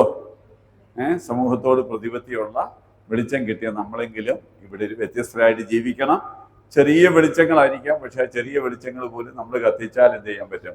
വ്യത്യാസം ഉണ്ടാക്കാൻ നമ്മുടെ വീട്ടിലുണ്ടാക്കാൻ പറ്റും, നമ്മുടെ സഭയിലുണ്ടാക്കാൻ പറ്റും, നമ്മുടെ അയൽവക്കത്തുണ്ടാക്കാൻ പറ്റും, നമ്മളുമായിട്ട് സഹകരിക്കുന്നിടത്തൊക്കെ ഉണ്ടാക്കാൻ പറ്റും. പറ്റത്തില്ലേ? പറ്റുമോ? അപ്പം ഇരുട്ടിനെ പഴി പറയാതെ നമുക്കൊക്കെ എന്ത് ചെയ്യാം? ചെറിയ മെഴുകുതിരിയായാലും കത്തിച്ച് നമുക്ക് അവിടേക്ക് ഒരു മാറ്റം ഉണ്ടാക്കാൻ നോക്കിയാൽ നമ്മുടേതായ എന്തെങ്കിലുമൊക്കെ ഈ സാഹചര്യത്തിൽ ചെയ്യാൻ പറ്റും. അപ്പം ഈ ഒരു കോണ്ടസ്റ്റിലാണ് ഇന്നത്തെ ദിവസം ആരംഭിക്കുന്നത്. അപ്പം നമുക്ക് വളരെ പ്രധാനപ്പെട്ട ഒരു മാനസികാരോഗ്യ ദിവസം തന്നെ. മാനസികാരോഗ്യത്തെക്കുറിച്ചും മെൻ്റൽ ഹെൽത്തിനെ കുറിച്ചും സൈക്കോളജിയൊക്കെ പഠിക്കാൻ ഒരവസരം കിട്ടിയത് നല്ലതായി. ഇപ്പം ഈ സൈക്കോളജി പഠിക്കേണ്ട ഒരു ആവശ്യം എന്തുവാ? ദൈവം പറഞ്ഞു, ഞാൻ നിങ്ങളെ മനുഷ്യനെ പിടിക്കുന്നവനെ ആക്കും. അപ്പം നമ്മൾ ചെയ്യുന്ന പണി എന്തുവാ? മനുഷ്യനെ പിടിക്കുന്ന പണിയാണ്. ശരിയല്ലേ? അപ്പം മനുഷ്യനെ പിടിക്കുന്ന പണി ചെയ്യുന്ന നമുക്ക് എന്തോ വേണം? മനുഷ്യരെ മനസ്സിലാക്കിയാലല്ല മനുഷ്യരെ പിടിക്കാൻ പറ്റും. ശരിയല്ലേ? മനുഷ്യരെ മനസ്സിലാക്കണം അല്ലേ? അപ്പം മനുഷ്യരെ മനസ്സിലാക്കുന്നതിൽ മനുഷ്യൻ്റെ ഒരു പ്രധാന വശമാണ് അവൻ്റെ മനസ്സിനെ മനസ്സിലാക്കുക. ശരിയല്ലേ? അവനെങ്ങനെയാണ് ചിന്തിക്കുന്നത്, അവനെങ്ങനെയാണ് പെരുമാറുന്നത്, അവനെങ്ങനെയാണ് ഫീൽ ചെയ്യുന്നത്, അവനെങ്ങനെയാണ് റിലേറ്റ് ചെയ്യുന്നത് എന്നൊക്കെ നമ്മൾ മനസ്സിലാക്കണം. എങ്കിലേ മനുഷ്യരെ നമുക്ക് മനസ്സിലാക്കാൻ പറ്റത്തുള്ളൂ. അപ്പോൾ വളരെ അത്യാവശ്യമാണ്. നമ്മൾ വളരെ എല്ലാവർക്കും ഒരു പ്രാഥമികമായ അറിവ് മനുഷ്യനെ കുറിച്ച് ഉണ്ടാവണം, അല്ലേ? വേണം. അപ്പം ഒരു വിശ്വാസി എന്നുള്ള നിലയിൽ തന്നെ നമുക്ക്, ഞാൻ ബുക്ക് എടുത്തില്ല, അപ്പം വിശ്വാസി എന്നുള്ള നിലയിൽ തന്നെ നമ്മൾ ബൈബിളിൽ പരസ്പരം ഭാരങ്ങളെ ചുമക്കണം, പരസ്പരം സ്നേഹിക്കണം, പരസ്പരം എൻകറേജ് ചെയ്യണം, പരസ്പരം ബിൽഡപ്പ് ചെയ്യണം, കറക്റ്റ് ചെയ്യണം എന്നൊക്കെ ഒത്തിരി വാക്യങ്ങളുണ്ട്. അത് അടുത്ത ആഴ്ച ഞാൻ കുറച്ചുകൂടെ വിശദമായിട്ട് പറയാം, അല്ലേ? ഒത്തിരി വാക്യങ്ങളുണ്ട്, ഉണ്ടോ ഇല്ലയോ? ഉണ്ട്. അപ്പോൾ നമുക്ക് അങ്ങോട്ടും ഇങ്ങോട്ടും വിശ്വാസി എന്നുള്ള നിലയിൽ തന്നെ മറ്റ് വിശ്വാസികളോട് കടപ്പാട് ഉണ്ട്. ഉണ്ടോ? ഉണ്ട്. പിന്നെ നമ്മുടെ മിഷൻസിനകത്ത് നമ്മൾ മറ്റുള്ളവരെ റീച്ച് ചെയ്യാൻ ശ്രമിക്കുമ്പോഴും ഇങ്ങനെയുള്ള ധാരാളം സാഹചര്യങ്ങളെ നേരിടേണ്ടി വരും, അല്ലേ? ഇനിയും സഭാ നേതൃത്വത്തിലുള്ളവരെ സംബന്ധിച്ചോളം ഷെപ്പേർഡിങ്ങിൻ്റെ ഭാഗമായിട്ടായാലും എന്ത് ചെയ്യണം? ആടുകളെ അറിയാനും ആടുകളെ മനസ്സിലാക്കാനും ആടുകളുടെ നീഡ്സ് മീറ്റ് ചെയ്യാനും ഒക്കെ ചെയ്യുമ്പോഴും ഇടയ ശുശ്രൂഷയിലും എന്തോ ഉണ്ട്? മനുഷ്യനെ മനസ്സിലാക്കിയല്ലേ പറ്റും, അല്ലേ? അപ്പം മനുഷ്യനെ മനസ്സിലാക്കുക എന്നുള്ളത് വളരെ പ്രാധാന്യമുള്ളൊരു കാര്യമാണ്. അപ്പം എന്താ ഒരു ജനറൽ സൈക്കോളജി എന്താ? നിങ്ങൾ ബ്രോഡായിട്ട് എഴുതിയേക്കുന്നത്, ഞാനത് കുറച്ച് സിമ്പിളായിട്ട് പറയാൻ ശ്രമിക്കുകയാണ്. അപ്പോൾ മനുഷ്യനെ മനസ്സിലാക്കുക എന്ന് പറഞ്ഞാൽ ബേസിക്കായിട്ട് ഇവിടെ അല്ല, സൈക്കോളജി മനസ്സിലാക്കുക എന്ന് പറഞ്ഞാൽ psychology is a scientific study of behaviour, mental process. It seeks to understand how people think, feel and act. ആളുകൾ എങ്ങനെ ചിന്തിക്കുന്നത്, ആളുകൾ എങ്ങനെ ഫീൽ ചെയ്യുന്നത്, ആളുകൾ എങ്ങനെ പ്രവർത്തിക്കുന്നത്, അത് ഇൻഡിവിജ്വൽസും ഗ്രൂപ്പും എങ്ങനെ പ്രവർത്തിക്കുന്നത് എന്ന് പഠിക്കുന്ന ഒരു ശാഖയാണ് എന്തുവാ? സൈക്കോളജി. അപ്പം അതിൽ തന്നെ നമ്മൾ വിചാരിക്കുമ്പോൾ ഈ സൈക്ക് എന്നുള്ള വാക്ക് തന്നെ എന്തുവാ? മീൻസ് സോൾ, മൈൻഡ്, സ്പിരിറ്റ് എന്നൊക്കെയാണ്. അപ്പം ലോഗോസ് എന്ന് പറഞ്ഞാൽ മീൻസ് സ്റ്റഡി, അല്ലേ? അപ്പം സൈക്കിനെ കുറിച്ചുള്ള സ്റ്റഡിയാണ് എന്തുവാ? മനസ്സിനെ കുറിച്ചുള്ള പഠനത്തെയാണ് സൈക്കോളജി എന്ന് പറയുന്നത്. അപ്പോൾ അത് എൻ്റെ വലിയ പ്രധാനപ്പെട്ട ഇതിൻ്റെ സൈക്കോളജി ഡെവലപ്പ് ചെയ്ത് 17, 19 വരെ സെഞ്ച്വറീസിലാണ്. Shift towards scientific observation and empirical. അതിന് മുമ്പേ ഫിലോസഫി ആയിരുന്നു ഉണ്ടായിരുന്നത്, സൈക്കോളജി കാര്യമായിട്ടില്ലായിരുന്നു. ഫിലോസഫിയിൽ നിന്നാണ് സൈക്കോളജി ഡെവലപ്പ് ചെയ്തത്. അപ്പോൾ അവിടെ നിന്നാണ് സയൻറ്റിഫിക് ഒബ്സർവേഷൻ മെത്തേഡ്സൊക്കെ, എംപിരിക്കൽ മെത്തേഡ്സൊക്കെ ഇവിടെ ഉപയോഗിക്കാൻ തുടങ്ങിയത്. ശാസ്ത്രീയമായിട്ടുള്ള സയൻറ്റിഫിക് മെത്തേഡ്സൊക്കെ മനസ്സിൻ്റെ പഠനത്തിന് ഉപയോഗിക്കാൻ തുടങ്ങിയ 17 തൊട്ടുള്ള നൂറ്റാണ്ടുകളിൽ. 19-ാം നൂറ്റാണ്ടിലാണ് എന്തുവാ? ഒരു സയൻറ്റിഫിക് ഡിസിപ്ലിനായിട്ട് സൈക്കോളജി 19-ാം നൂറ്റാണ്ടിലാണ് മാറിയത്. അപ്പോൾ ഫസ്റ്റ് സൈക്കോളജി ലാബ് തന്നെ 1879-ലാണ് വൂണ്ടെന്ന് പറയുന്ന ആളാണ് അത് തുടങ്ങിയത്. So modern psychology focus on behaviour, mental process using scientific method rather than purely philosophical method. അപ്പം ഫിലോസഫിക്കലായിട്ടുള്ള മെത്തേഡ് വിട്ടിട്ട് സയൻറ്റിഫിക് മെത്തേഡിൽ കൂടെ മനസ്സിനെ പഠിക്കാൻ ശ്രമിക്കാൻ തുടങ്ങിയിട്ട് വളരെ അടുത്ത കാലത്താണ്. അപ്പം എന്തൊക്കെയാണ് ഈ സൈക്കോളജിയിൽ പ്രധാനമായിട്ടൊന്ന്? പെരുമാറ്റമാണ്. കാരണം മനസ്സിനെ കുറിച്ചുള്ള പഠനം തുടങ്ങിയ നിങ്ങൾക്കൊക്കെ ഏറ്റവും അറിയപ്പെടുന്ന മനഃശാസ്ത്രജ്ഞൻ ആരാ? Sigmund Freud. അപ്പോൾ അദ്ദേഹം തുടങ്ങി വെച്ച എന്ന് പറഞ്ഞാൽ മനസ്സ് അദ്ദേഹത്തെ സംബന്ധിച്ചോളം എന്തുവാ? മനസ്സിൽ കോൺഷ്യസ് മൈൻഡ് ഉണ്ട്, സബ് കോൺഷ്യസ് മൈൻഡ് ഉണ്ട്, പ്രീ കോൺഷ്യസ് മൈൻഡ് ഉണ്ട്, അൺകോൺഷ്യസ് മൈൻഡ് ഉണ്ട്. അൺകോൺഷ്യസ് മൈൻഡ് എന്ന് പറയുന്നത് നമ്മുടെ നാച്ചുറൽ ഇൻസ്റ്റിൻറ്റും എല്ലാം ഉണ്ട്. അൺകോൺഷ്യസ് മൈൻഡിലെ പ്രശ്നങ്ങളാണ് സകല പ്രശ്നങ്ങൾക്കും കാരണം. അതുകൊണ്ട് അൺകോൺഷ്യസ് മൈൻഡിനെ പഠിക്കണം എന്നൊക്കെ പറഞ്ഞാണ് അദ്ദേഹം തുടങ്ങിയത്. അങ്ങനെയാണ് അദ്ദേഹത്തിൻ്റെ ഫ്രീ അസോസിയേഷനും ഡ്രീം അനാലിസിസും ഒക്കെ തുടങ്ങിയ പല എന്ത് ചെയ്ത മെത്തേഡുകൾ ഉപയോഗിച്ച് അദ്ദേഹം എന്ത് ചെയ്തു? മനസ്സിനെ പഠിക്കാൻ ശ്രമിച്ചു. പക്ഷേ അത് കഴിഞ്ഞ് ബിഹേവിയറിസ്റ്റുകൾ അതിന് നേരെ ഓപ്പോസിറ്റ്. അവർ പറഞ്ഞു ഇതെല്ലാം പൊട്ടത്തരമാണ്, സയൻറ്റിഫിക് അല്ല, അതുകൊണ്ട് നമുക്ക് മനസ്സെന്ന് പറഞ്ഞ സാധനമില്ല, അവിടെ അൺകോൺഷ്യസും ഇതൊന്നുമില്ല, ആകെയുള്ളത് നമുക്ക് ഒബ്സർവബിൾ ആയിട്ടുള്ളത് ബിഹേവിയർ മാത്രമാണ്, പെരുമാറ്റം മാത്രമാണ്.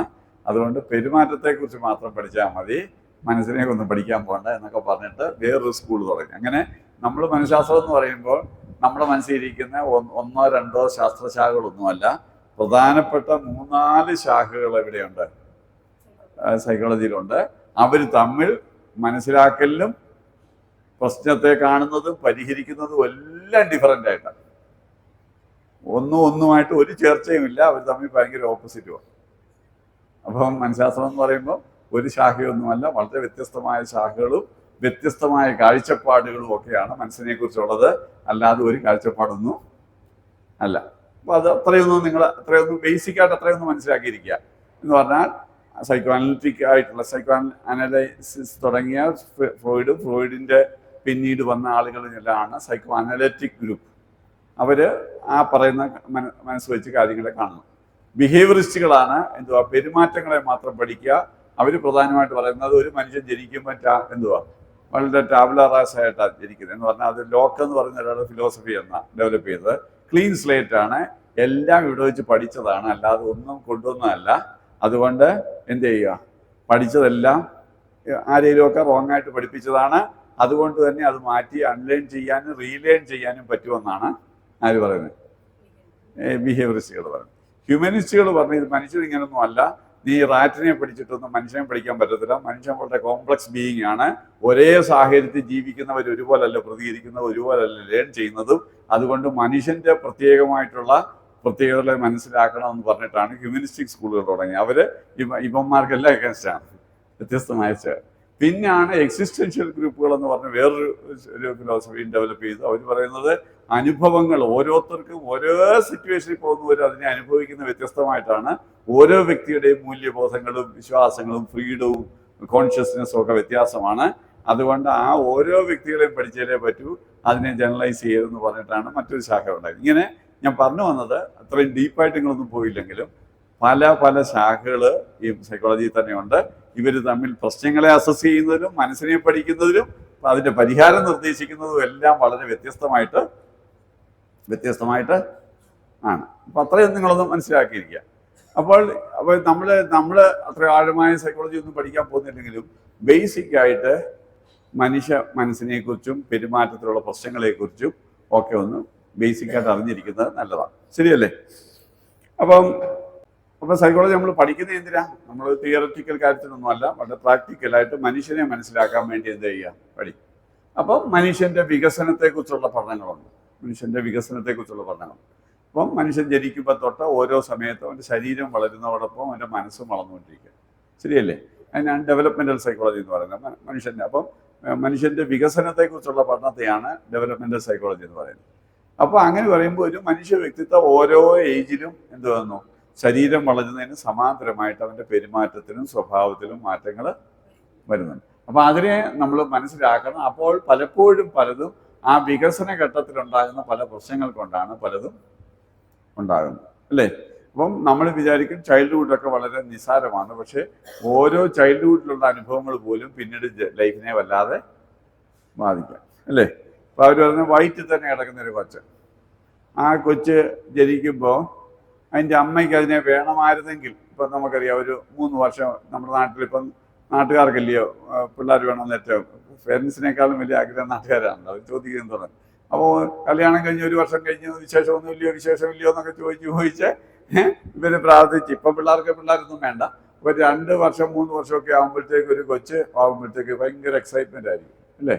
എന്ന് പറഞ്ഞാൽ ആറ്റുനോറ്റിരുന്ന ഒരു കൊച്ചിനെ കിട്ടുമ്പോഴത്തേക്ക് ഭയങ്കര എക്സൈറ്റ്മെൻ്റ് ആയിരിക്കും.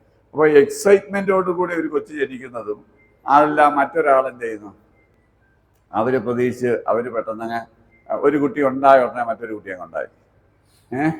ഒരു ജോലി വേണ്ടാന്ന് ഒന്നും ചെയ്യണ്ടെന്നിരിക്കുമ്പോൾ ജോലിയായപ്പോൾ ഒരു പ്രഗ്നൻ്റായി.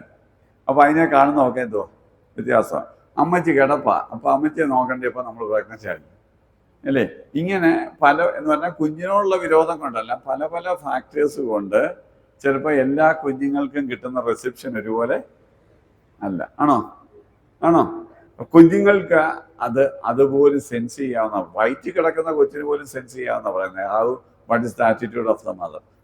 അപ്പം പിന്നെ ജനിച്ചു വരുന്ന കൊച്ചിന് തന്നെ എന്ത് പ്രാധാന്യമായിരിക്കും, അല്ലേ? അപ്പം നമ്മളൊക്കെ എന്ത് ചെയ്യുന്നു? അപ്പം കുഞ്ഞിൻ്റെ ഓരോ വളർച്ചയിലും ഭയങ്കരമായ ഡെവലപ്മെൻറ്റ്സ് നടക്കുന്നുണ്ട്.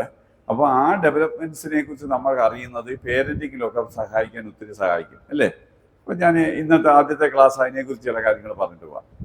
അപ്പം 2 വയസ്സിന് മുമ്പാണ് ഒരു കുട്ടിയിൽ മറ്റൊരാളെ വിശ്വസിക്കാനും ട്രസ്റ്റ് ചെയ്യാനുള്ള എബിലിറ്റി ഉണ്ടാകും. നമുക്കറിയാം മനുഷ്യബന്ധത്തിൻ്റെ അടിത്തറ എന്ന് പറഞ്ഞാൽ വിശ്വസിക്കാനുള്ള കഴിവുള്ളവർക്ക് ഒരാളുമായിട്ട് ബന്ധം സ്ഥാപിക്കാൻ പറ്റും, അല്ലേ?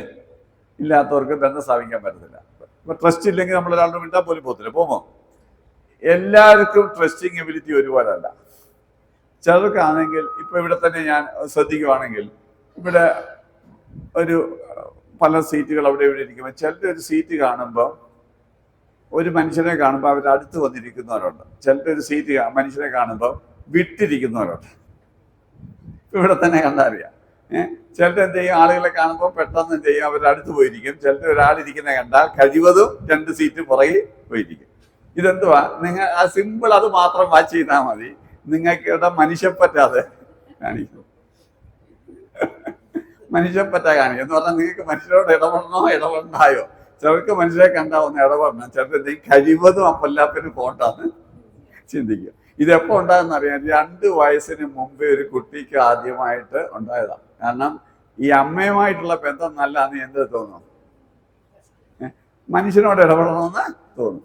അമ്മയുമായിട്ടുള്ള ബന്ധം തന്നെ മോശമായിരുന്നെങ്കിൽ എന്താ തോന്നും, കഴിവതും അപ്പല്ലാപ്പിന് പോണ്ടാന്ന് ചിന്തിക്കും അല്ലേ. ഇപ്പൊ വിശ്വാസിയൊക്കെ ആയെന്ന് പറഞ്ഞാൽ ഇപ്പോഴും ചെറുതാണെങ്കിൽ മനുഷ്യരോട് കഴിവതും ഇടപെടാനെങ്കിൽ ഓൻ കഴിഞ്ഞാൽ ഒട്ടന്നെ എന്ത് ചെയ്യും, പൊക്കളി അല്ലേ. 10 മണിയാകുമ്പോഴേ വരത്തുള്ളൂ. ആരെയും കഴിവതും ആരോടും അധികം മിണ്ടാതെ പോകാൻ നോക്കും. ചിലരെന്ത് ചെയ്യും, നേരത്തെ വന്ന് മനുഷ്യരോട് ഇടപെടാൻ ശ്രമിക്കും. അപ്പൊ ഈ ബന്ധങ്ങൾ സ്ഥാപിക്കാനുള്ള താല്പര്യമില്ലായ്മയും അഥവാ മറ്റൊരാളെ വിശ്വസിക്കാനും വിശ്വസിക്കാതിരിക്കാനുള്ള കഴിവ് 2 വയസ്സിന് മുമ്പേ ഡെവലപ്പ് ചെയ്തത്. നമ്മൾ അത്രയൊന്നും ചിന്തിക്കുമോ? ഇല്ല. നമ്മളിതൊക്കെ വലിയ പ്രായത്തിലുള്ള പ്രശ്നമായിരിക്കും. 2 വയസ്സ് 4 ഈ സ്വന്തം കാലം നിൽക്കുന്നത്. ഇപ്പോഴും നമ്മൾ ചില പിള്ളേർ എന്ത് ചെയ്യും, എപ്പോഴും കഴിവതും ഒരാളെ ആശ്രയിക്കാതെ ഭാരമാകാതെ എല്ലാ കാര്യങ്ങളും സ്വന്തമായി ചെയ്യുന്നവരുണ്ട്. ചിലരെന്ത് ചെയ്യും, തൊട്ടനും പിടിച്ചനും എല്ലാത്തിനും ആശ്രയിക്കും. സൗകര്യമാർക്കറിയാം. ചിലരെന്ത് ചായ കൊണ്ട് മേശപ്പുറത്ത് വെച്ചാൽ പിന്നെ നമ്മളെ വിളിക്കും, എന്തിയടി ചായ എന്ന്, എന്താ കൈ കൊണ്ട് കൊടുക്കണം. ചിലർക്ക് ബട്ടൺ സിറ്റ് വരെ കൊടുത്താൽ കൊള്ളാമെന്നുണ്ട്. ഈ പാർട്ടികളെല്ലാം 4 വയസ്സിന് മുമ്പേ അങ്ങനെ ആയതാ.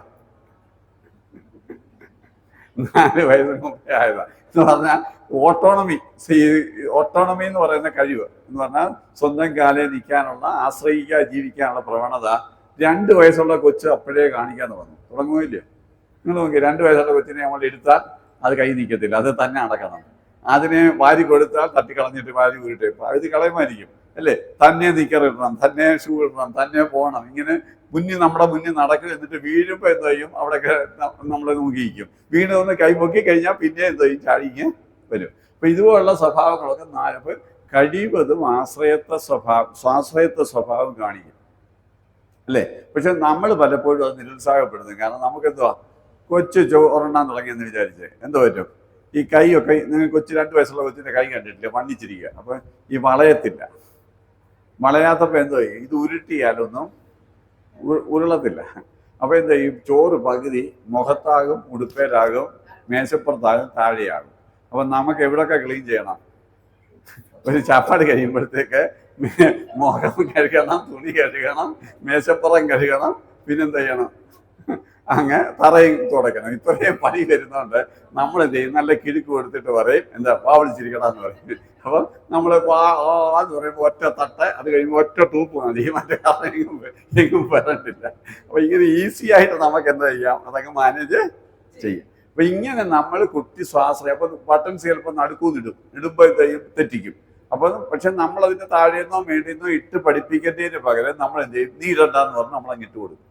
ഇങ്ങനെ ഓരോന്നും ചെയ്യാൻ ആ കൊച്ചു സ്വയം കാണിക്കാൻ തുടങ്ങുന്ന കാലത്ത് നമ്മൾ നിർബന്ധം പിടിച്ച് സ്വയം അവനെ നമ്മൾ ചെയ്തു കൊടുത്ത് കുറച്ചുകൂടെ കഴിയുമ്പോൾ എന്ത് ചെയ്യും, അവരൊന്നും ചെയ്യാതെ ആശ്രയത്വ ഭാവമുള്ളവരായിട്ടങ്ങ് നടത്തില്ല. അപ്പൊ ആശ്രയത്വം ആരാ പഠിപ്പിച്ചേ? എന്നിട്ട് നമ്മൾ 10 വയസ്സാകുമ്പോൾ പറയും, നിനക്ക് തന്നെ കഴിക്കരുതോടാ, നിനക്ക് തന്നെ എന്ന് പറഞ്ഞാൽ പണ്ട് കൊച്ചു ചെയ്തപ്പോൾ അതിനെ ഞുള്ളി അതിന്റെ ഇടപാട് തീർന്ന് വെച്ചാടി കൊച്ചു നിർത്തിയതാ.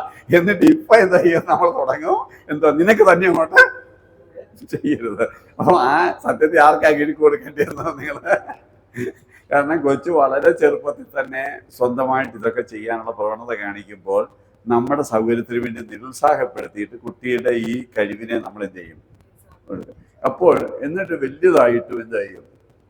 ഇപ്പൊ നമ്മുടെ അല്ലേ, ഇപ്പൊ അമ്മമാരുടെ എല്ലാം പണി എന്തുവാ, വല്യമ്മമാരുടെ എല്ലാം പണി എന്തുവാ, കൊച്ചുമക്കളെ നോക്കുക. എന്താ കൊച്ചുങ്ങൾക്കൊന്നും കൊച്ചുങ്ങളെ നോക്കാൻ അറിയത്തില്ല. അവൾക്ക് കൊച്ചിനെ എടുക്കാൻ അറിയത്തില്ല, അവൾക്ക് വാരി കൊടുക്കാൻ അറിയത്തില്ല, അവൾക്ക് കുളിപ്പിക്കാൻ അറിയത്തില്ല, പാല് കൊടുക്കാൻ അറിയത്തില്ല, ഒന്നും അറിയത്തില്ല. നമ്മൾ എത്രാം വയസ്സിലാണ് കെട്ടിയത്? നമ്മളിതൊക്കെ എത്രയോ വയസ്സിന് മുമ്പ് പഠിച്ചതാണ് അല്ലേ. പക്ഷെ നമ്മൾ പഠിപ്പിച്ചില്ല. അതുകൊണ്ട് എന്തോ 70-ാം വയസ്സിലും പൊല്ലാപ്പ് മാറുന്നില്ല. നമ്മൾ വീണ്ടും ഇതിന്റെ പുറകെ നടക്കുക. പ്രസവിക്കാൻ അറിയാം, പക്ഷെ വളർത്താൻ അറിയത്തില്ല. പക്ഷെ ഞാൻ പറഞ്ഞു വന്നത്, പഴയ കാലത്ത് ഇത്രയൊന്നും വിദ്യാഭ്യാസം ഇല്ലെങ്കിൽ ഇത്തരം ലൈഫ് സ്കില്ലുകളൊക്കെ കൊച്ചിലേ തൊട്ടേ ചെയ്യും. അപ്പൊ ഈ സ്വാശ്രയത്വം വളർത്തണം. ഇനിയത്തെ കാലത്ത് അങ്ങനെ ഭാര്യ ഭർത്താവ് ജോലി ഉള്ളിടത്ത് അങ്ങോട്ടും ഇങ്ങോട്ടും, പണ്ട് ഒരാൾ ജോലി ഇല്ലാതെ ഒരാൾ ചിലവ് ജീവിക്കുന്ന കാലത്ത് നടക്കും. ഇന്നിപ്പം കേരളത്തിലെ സ്ഥിതി നേരെ തിരിച്ചു. ഇപ്പം ജോലിയുള്ളതെല്ലാം ആർക്കാ? ലേഡീസിന്. കാരണം വിദ്യാഭ്യാസം ആർക്കാ? ലേഡീസിന്. നിങ്ങളുടെ സമൂഹത്തിൽ മാറ്റം മാർക്കണം. 69% കേരളത്തിലെ പെൺകുട്ടികളാണ് എഞ്ചിനീയറിംഗും പോളിടെക്നിക്കും ഒഴിച്ച് ബാക്കി എല്ലായിടത്തും 69% പെൺകുട്ടികളാണ് പഠിക്കുന്നത് ഹയർ എഡ്യൂക്കേഷൻ. 69. 31% ഉള്ള ആര് പഠിക്കുന്നത്? ആമ്പിള്ളേർ പഠിക്കുന്നത്. നിങ്ങൾ ഷോക്കിങ്ങാണ്. എന്ന് പറഞ്ഞാൽ നിങ്ങൾ ഇതിന്റെ റിവേഴ്സ് ഒന്നും അല്ലായിരുന്നു. 30 വർഷം മുമ്പ് ഇത് റിവേഴ്സ് എല്ലാത്തിനും താഴെയായിരുന്നു അല്ലേ? 20, 25, 15% നേരെ 69 നല്ലതാ, 69%. പക്ഷേ ആമ്പിള്ളേർ എന്ത് ചെയ്യുക? ഹയർ എഡ്യൂക്കേഷനിൽ പോകുന്നില്ല. അതുകൊണ്ട് തന്നെ ഇപ്പം പണ്ട് ഭർത്താവിന്റെ ഡിപ്പെൻഡന്റ് ആയിട്ടായിരുന്നു പോയത്. ഇപ്പൊ ആരുടെ ഭാര്യയുടെ ഡിപ്പെൻഡന്റ് ആയിട്ടാണ് മിക്കവാറും വിസ എല്ലാം കിട്ടുന്നത്. റേഷൻ കാർഡ് പോലും ഇപ്പം സഹോദരിമാർക്കായി. അപ്പൊ മൊത്തമായിട്ട് സമൂഹത്തിന്റെ ഒത്തിരി മാറ്റങ്ങളുണ്ട്. ഞാൻ പറഞ്ഞു വന്നത്, ഇതുകൊണ്ട് എന്തോ പറ്റി, ഏണിംഗ് മെമ്പറായി. അപ്പൊ പ്രൊവൈഡർ എന്നുള്ള റോളൊക്കെ മാറി. മറ്റേന്ന് പറഞ്ഞാൽ നീ കൊടുത്തിട്ട് അവളെ കൊടുക്കണം എന്നൊക്കെ പറഞ്ഞിടത്തുനിന്ന് ഇനി കുറച്ചുകൂടെ കഴിയുമ്പോൾ പ്രസംഗമൊക്കെ മാറ്റേണ്ടി വരും. കാര്യങ്ങളെല്ലാം വളരെ പെട്ടെന്ന് മാറുക. ശരിയല്ലേ? ആണോ? അപ്പൊ ഇങ്ങനെയുള്ള ഒരു സാഹചര്യത്തിൽ ഈ 2 റോളും ചെയ്യാൻ 2 പേരും പഠിക്കണ്ടായോ? വേണോ? വേണം. പക്ഷെ നമ്മുടെ പരിശീലനത്തിൽ ഇത് വല്ലതും ഉണ്ടോ? നമ്മളിപ്പോഴും പഴയ മോഡലിൽ പരിശീലിപ്പിച്ചുകൊണ്ടിരിക്കുക. എടോ, നീ എന്തിനാണ് ഇവിടോട്ട് വന്നേ? ചെറുക്കൻ എന്തിനാ അടുക്കള വന്നാൽ പോടാ പത്രം കഴിഞ്ഞാൽ പറയിക്കോളാം എന്നൊക്കെ പറഞ്ഞാൽ ചെറുക്കനെ ചാടിച്ച് വിടുക. പക്ഷെ ഇവൻ അല്പൂടെ കഴിയുമ്പോൾ എന്ത് ചെയ്യണം? രാവിലെ കുക്ക് ചെയ്ത് കൊച്ചിനെ നോക്കി കുളിപ്പിച്ച് വിടേണ്ട കഴിവ് ഉണ്ടെങ്കിലേ അവന് നാളെ ജീവിക്കാൻ പറ്റത്തുള്ളൂ. ശരിയല്ലേ? പക്ഷെ നമ്മൾ അതിനുള്ള പരിശീലനമൊന്നും കൊടുക്കുന്നില്ല. ഇങ്ങനെ വളരെ എന്ന് പറഞ്ഞാൽ വളരെ പെട്ടെന്നുള്ള സാമൂഹ്യ മാറ്റത്തിനനുസരിച്ച് നമ്മുടെ പരിശീലനങ്ങളിലൊക്കെ കാര്യമായ മാറ്റം വന്നില്ലെങ്കിൽ ഇവർക്ക് ആർക്കും ജീവിക്കാൻ അറിയാത്ത സ്ഥിതിയിലേക്ക് പോയി ചാടും. ശരിയല്ലേ? അമ്മമാർ ഇപ്പം നമ്മൾ കല്യാണം കഴിക്കുന്ന പല പിള്ളേരുടെയും ചോദിക്കും, 25 വയസ്സുണ്ട്, എന്തോ ചെയ്യാനറിയാം? മുട്ട വരിക്കാൻ അറിയാം. ഒരു എന്തുവാ പെങ്കൊച്ചുങ്ങൾക്ക് പോലും ചായ ഇടാനറിയാം. ഇത്രയൊക്കെ അറിയത്തുള്ളൂ. ഇതുങ്ങളെ എന്താ ദുബായിക്കാരൻ്റെ UK കാരനെയും ഒക്കെ എന്ത് ചെയ്യുക? ഏൽപ്പിക്കുക. ഇവരവിടെ പോയി ഇങ്ങനെ ജീവിക്കുന്നത്, മുട്ടയും പൊരിച്ചുകൊണ്ടിരുന്നു. അപ്പം ഞാൻ പറഞ്ഞു വന്നത്, ഈ ഒരു അവസ്ഥയാണ് ഭയങ്കരമായ മാറ്റം. അതുകൊണ്ട് നമ്മുടെ പിള്ളേരെ വളരെ കാരണം ഇന്ന് പഴയതിനെക്കാട്ടിലും ചലഞ്ചിങ് ആയൊരു വേൾഡ് ജീവിക്കണമെങ്കിൽ ആ വേൾഡ് ജീവിക്കാനുള്ള ട്രെയിനിങ് കൂടെ കൊടുക്കണം. പണ്ട് 10-24 വയസ്സ് വരെ പിള്ളേർ നമ്മുടെ കൂടെ ഉണ്ടായിരുന്നു. ഇപ്പം അതുമില്ല. ഇപ്പം +2 കഴിയുമ്പോഴത്തേക്ക് സ്ഥലം വിടും. അപ്പോൾ ഈ 17 വയസ്സിന് മുമ്പ് ഇതെല്ലാം പഠിപ്പിക്കണം. കാരണം 17 വയസ്സ് കഴിഞ്ഞാൽ പിന്നെ പഠിപ്പിക്കാൻ വരത്തില്ല. വല്ലപ്പോഴും കാണും ഒരു അവധിക്ക് ഒരാഴ്ച വന്നിട്ട് സ്ഥലം വിടും. ശരിയല്ലേ? പിന്നെ ജോലിയും കഴിഞ്ഞ് കല്യാണത്തിനാണ് വരുന്നത്. ഇങ്ങനെയാണ് കാര്യം. അപ്പം എന്ന് പറഞ്ഞാൽ പെട്ടെന്ന് നമ്മുടെ ഈ ഒരു ആയുസ്സിൽ തന്നെ കാര്യങ്ങളൊക്കെ എന്തുമാത്രം മാറി. ഈ മാറ്റത്തിനനുസരിച്ച് നമ്മുടെ ലൈഫ് സ്റ്റൈലോ കാര്യങ്ങളോ ഒന്നും മാറിയിട്ടുമില്ല. ട്രെയിനിങ്ങും മാറിയിട്ടില്ല, പേരൻറ്റിങ്ങും മാറിയിട്ടില്ല, ഒന്നും മാറിയിട്ടില്ല. ശരിയല്ലേ? ആണോ? ആണ്. അപ്പൊ ഇതൊക്കെ ഇങ്ങനെയുള്ള പ്രശ്നങ്ങൾ. 6 വയസ്സിന് മുമ്പാണ് കുഞ്ഞുങ്ങളിൽ സ്വന്തം അല്ല ഏത് കാര്യത്തിൽ ഇനിഷ്യേഷൻ എടുക്കാനുള്ള, മുൻകൈ എടുക്കാനുള്ള പ്രവണത തുടങ്ങുന്നത്. 6 വയസ്സ് 5-6 വയസ്സുള്ളപ്പോഴാണ് സ്കൂളിലൊക്കെ പോകുമ്പോൾ എന്ത് ചെയ്യും? അമ്മ എനിക്ക് വാങ്ങിച്ചാൽ എനിക്ക് 1-ാം ക്ലാസ്സിൽ തന്നെ വിടണം, എനിക്ക് പോകണമെന്നൊക്കെ പറഞ്ഞ വലിയ ബഹളമാണ് അല്ലേ? അപ്പൊ ചില പിള്ളേരെന്ത് ചെയ്യും? എപ്പോഴും ഇറങ്ങാൻ ഇനിഷ്യേഷൻ എടുക്കും. എന്നാൽ ചില പിള്ളേരെന്ത് ചെയ്യും? രാവിലെ സ്കൂൾ തുടങ്ങുമെന്ന് പറഞ്ഞാൽ രാവിലെ പനി തുടങ്ങും, വയറ്റുവേദന തുടങ്ങും, ഇത് പോകാതിരിക്കാനുള്ള അടവ് ഒക്കെ തുടങ്ങും. ശരിയല്ലേ? എന്ന് പറഞ്ഞാൽ ഇനിഷ്യേഷൻ എടുക്കാൻ എന്തോ ഇല്ല, താല്പര്യമില്ല. കാരണം അവർക്ക് ഇപ്പോൾ കംഫർട്ടബിൾ സോണിലിരിക്കുക. കാരണം ഈ ഒരു ഡെവലപ്മെൻറ്റും അടുത്ത ഡെവലപ്മെൻറ്റുമായിട്ട് ബന്ധപ്പെട്ടിരിക്കുക. കാരണം ഈ ഓട്ടോണമി ഉള്ള കൊച്ചു തന്നെ വാരി കഴിക്കാം, തന്നെ മൂത്രപ്പുരയിൽ പോവും, തന്നെ മൂത്രം ഒഴിക്കും. ഇങ്ങനെയുള്ളവർക്ക് സ്കൂളിൽ പോയാലും സർവൈവ് ചെയ്യാം. ഈ മറ്റേ പാർട്ടിക്ക് എന്ന് പറഞ്ഞാൽ ആരെങ്കിലും ബട്ടൺ അടിച്ചു കൊടുത്തില്ലെങ്കിൽ അവിടെ മുട്ടിയിരിക്കും, പച്ചയായിട്ട് പറയുക. അപ്പോൾ എന്ത് ചെയ്യുന്ന? ഉച്ചയ്ക്ക് മൂത്രം ഒഴിക്കാൻ തുടങ്ങിയിട്ട് തന്നെ മൂത്രം ഒഴിക്കാൻ അറിയാത്തതുകൊണ്ട് എന്ത് ചെയ്യും 5 മണി വരെ ആകുമ്പോൾ കൊച്ചു ചത്തായിരിക്കും മരണപ്രാളം എടുത്താൽ വരുന്നത്. ഞാൻ കൊച്ചുങ്ങളുടെ പ്ലാടനൊന്നും വലിയ നമ്മുടെ അത്രയൊന്നും പിടിച്ചിരിക്കാനുള്ള കഴിവില്ല, വല്ലാത്ത പെയിൻ ആയിരിക്കും. അപ്പോൾ നാളെ പോകുമോ? ഇല്ല. കഴിക്കാൻ കൊണ്ടുപോയി, പക്ഷേ എന്ത് ആരും വാരി കൊടുക്കാൻ ഇല്ലാഞ്ഞുകൊണ്ട് എന്ത് ചെയ്യും കൊണ്ടുപോയത് അതുപോലെ കൊണ്ടുപോകുന്നു. അപ്പൊ കണ്ടില്ലോ, കഴിവ് ഈ ഓട്ടോണമി ഇല്ലാത്ത കുട്ടിക്ക് തന്നെ പോയി അവിടെ സർവൈവ് ചെയ്യാൻ പറ്റത്തില്ല. അതേസമയം ഓട്ടോണമി ഉള്ള കൊച്ചെന്ത് ചെയ്യും അവിടെ പോയി സർവൈവ് ചെയ്യും. അപ്പൊ അവർക്ക് അവിടെ പോകാൻ ത്രെട്ടല്ല എന്ന് പറഞ്ഞാൽ സ്കൂളെന്ന് പറയുന്നത് ത്രെട്ടല്ല, ഭീഷണി ഒന്നുമല്ല. അവിടെ പോയി അവർക്ക് സർവൈവ് ചെയ്യാൻ അറിയാം. മറ്റേത് അമ്മയില്ലാത്ത ലോകത്ത് പോയി ജീവിക്കാൻ അറിയത്തില്ല. അപ്പൊ നമ്മുടെ പേരന്റിങ്ങിന്റെ ലക്ഷ്യം എന്തുവാ? പിള്ളേര് നമ്മളില്ലാതെ ജീവിക്കാൻ പ്രാപ്തിപ്പെടുത്തുക. പക്ഷെ നമ്മളില്ലാതെ ജീവിക്കാൻ പ്രാപ്തിപ്പെടുത്തുകയെന്ന് ചെയ്യുന്നത് നമ്മൾ ഉണ്ടെങ്കിലേ പറ്റുമെന്നുള്ള ഗതികേടി കൊണ്ടാക്കുവാന്ന് ചിന്തിക്കണം. ശരിയല്ലേ? അപ്പം ജീവജാലങ്ങളെല്ലാം അങ്ങനെ. കോഴി എന്ത് ചെയ്യും? ഒരു 3-4 ദിവസമൊക്കെ എന്ത് ചെയ്യും? പുഴുവിനെ കൊണ്ടുവന്നൊക്കെ ഒന്ന് കൊത്തി വായിലൊക്കെ വെച്ച് കൊടുക്കും. പിന്നെ ഇതൊന്ന് പഠിച്ചു കഴിഞ്ഞാൽ കൊണ്ട് ചെന്ന് കഴിഞ്ഞാൽ എന്താ ചെയ്യും? കൊത്തി ഒരു ചാടിക്കും ഇല്ലേ? കിളി എന്താ ചെയ്യും? ആ ചിറകൊക്കെ മുറയ്ക്ക് എന്താ ചെയ്യും? കൂട് പൊളിച്ചു കളയും. പിന്നെ എന്ത് ചെയ്യണം? അവിടെ അല്ലെങ്കിൽ വാ പൊളിച്ചുകൊണ്ടിരിക്കും പാർട്ടികള്. അതുകൊണ്ട് എന്ത് ചെയ്യും? കൂട് പൊളിച്ചു കഴിഞ്ഞാൽ അവിടെ നിന്ന് ചാടി വന്നിട്ട് ഈ പറന്നാണ് ഈ എന്തോ ചിറകിന് സ്ട്രോങ് ആകുന്നത്. അതില്ലെങ്കിൽ അവിടെ വായി പൊളിച്ചിരിക്കേ ഉള്ളൂ. അപ്പൊ സ്നേഹമില്ലാത്ത കിളിയാണോ കൂട് പൊളിക്കുന്നത്? സ്നേഹമില്ലാത്ത അമ്മക്കോഴിയാണോ അത് കൊത്തി മാറ്റുന്നത്? സ്നേഹമുള്ള അമ്മയാണ്. പക്ഷെ നമ്മൾ സ്നേഹം കൂടിയിട്ടെന്തോ ചെയ്യും? നമ്മൾ സ്നേഹം കൂടിയിട്ട് ഓവർ പ്രൊട്ടക്ട് ചെയ്ത് ചെയ്യും. ഈ ഓവർ പ്രൊട്ടക്ഷൻ കുട്ടികളെ എന്താക്കും? ഇന്നാഡിക്വേറ്റ് കഴിവില്ലാത്തവരായിട്ട് മാറ്റും. ശരിയല്ലേ? അപ്പം പ്രൊട്ടക്ഷനും ഓവർ പ്രൊട്ടക്ഷനും തമ്മിലുള്ള വ്യത്യാസം നമ്മൾ മനസ്സിലാക്കണം. പ്രൊട്ടക്ഷൻ എന്ന് പറഞ്ഞാൽ കൊച്ചിന് കഴിവില്ലാത്ത കാര്യങ്ങൾ ചെയ്തു കൊടുക്കുന്നതാണ് പ്രൊട്ടക്ഷൻ. ഓവർ പ്രൊട്ടക്ഷൻ എന്ന് പറഞ്ഞാൽ കൊച്ചിന് കഴിവുള്ള കാര്യം ചെയ്തു കൊടുക്കുന്നതാണ് ഓവർ പ്രൊട്ടക്ഷൻ. അവഗണന എന്ന് പറഞ്ഞാൽ കൊച്ചിന് കഴിവില്ലാത്ത കാര്യം ചെയ്തു കൊടുക്കാത്തതാണ് അവഗണന.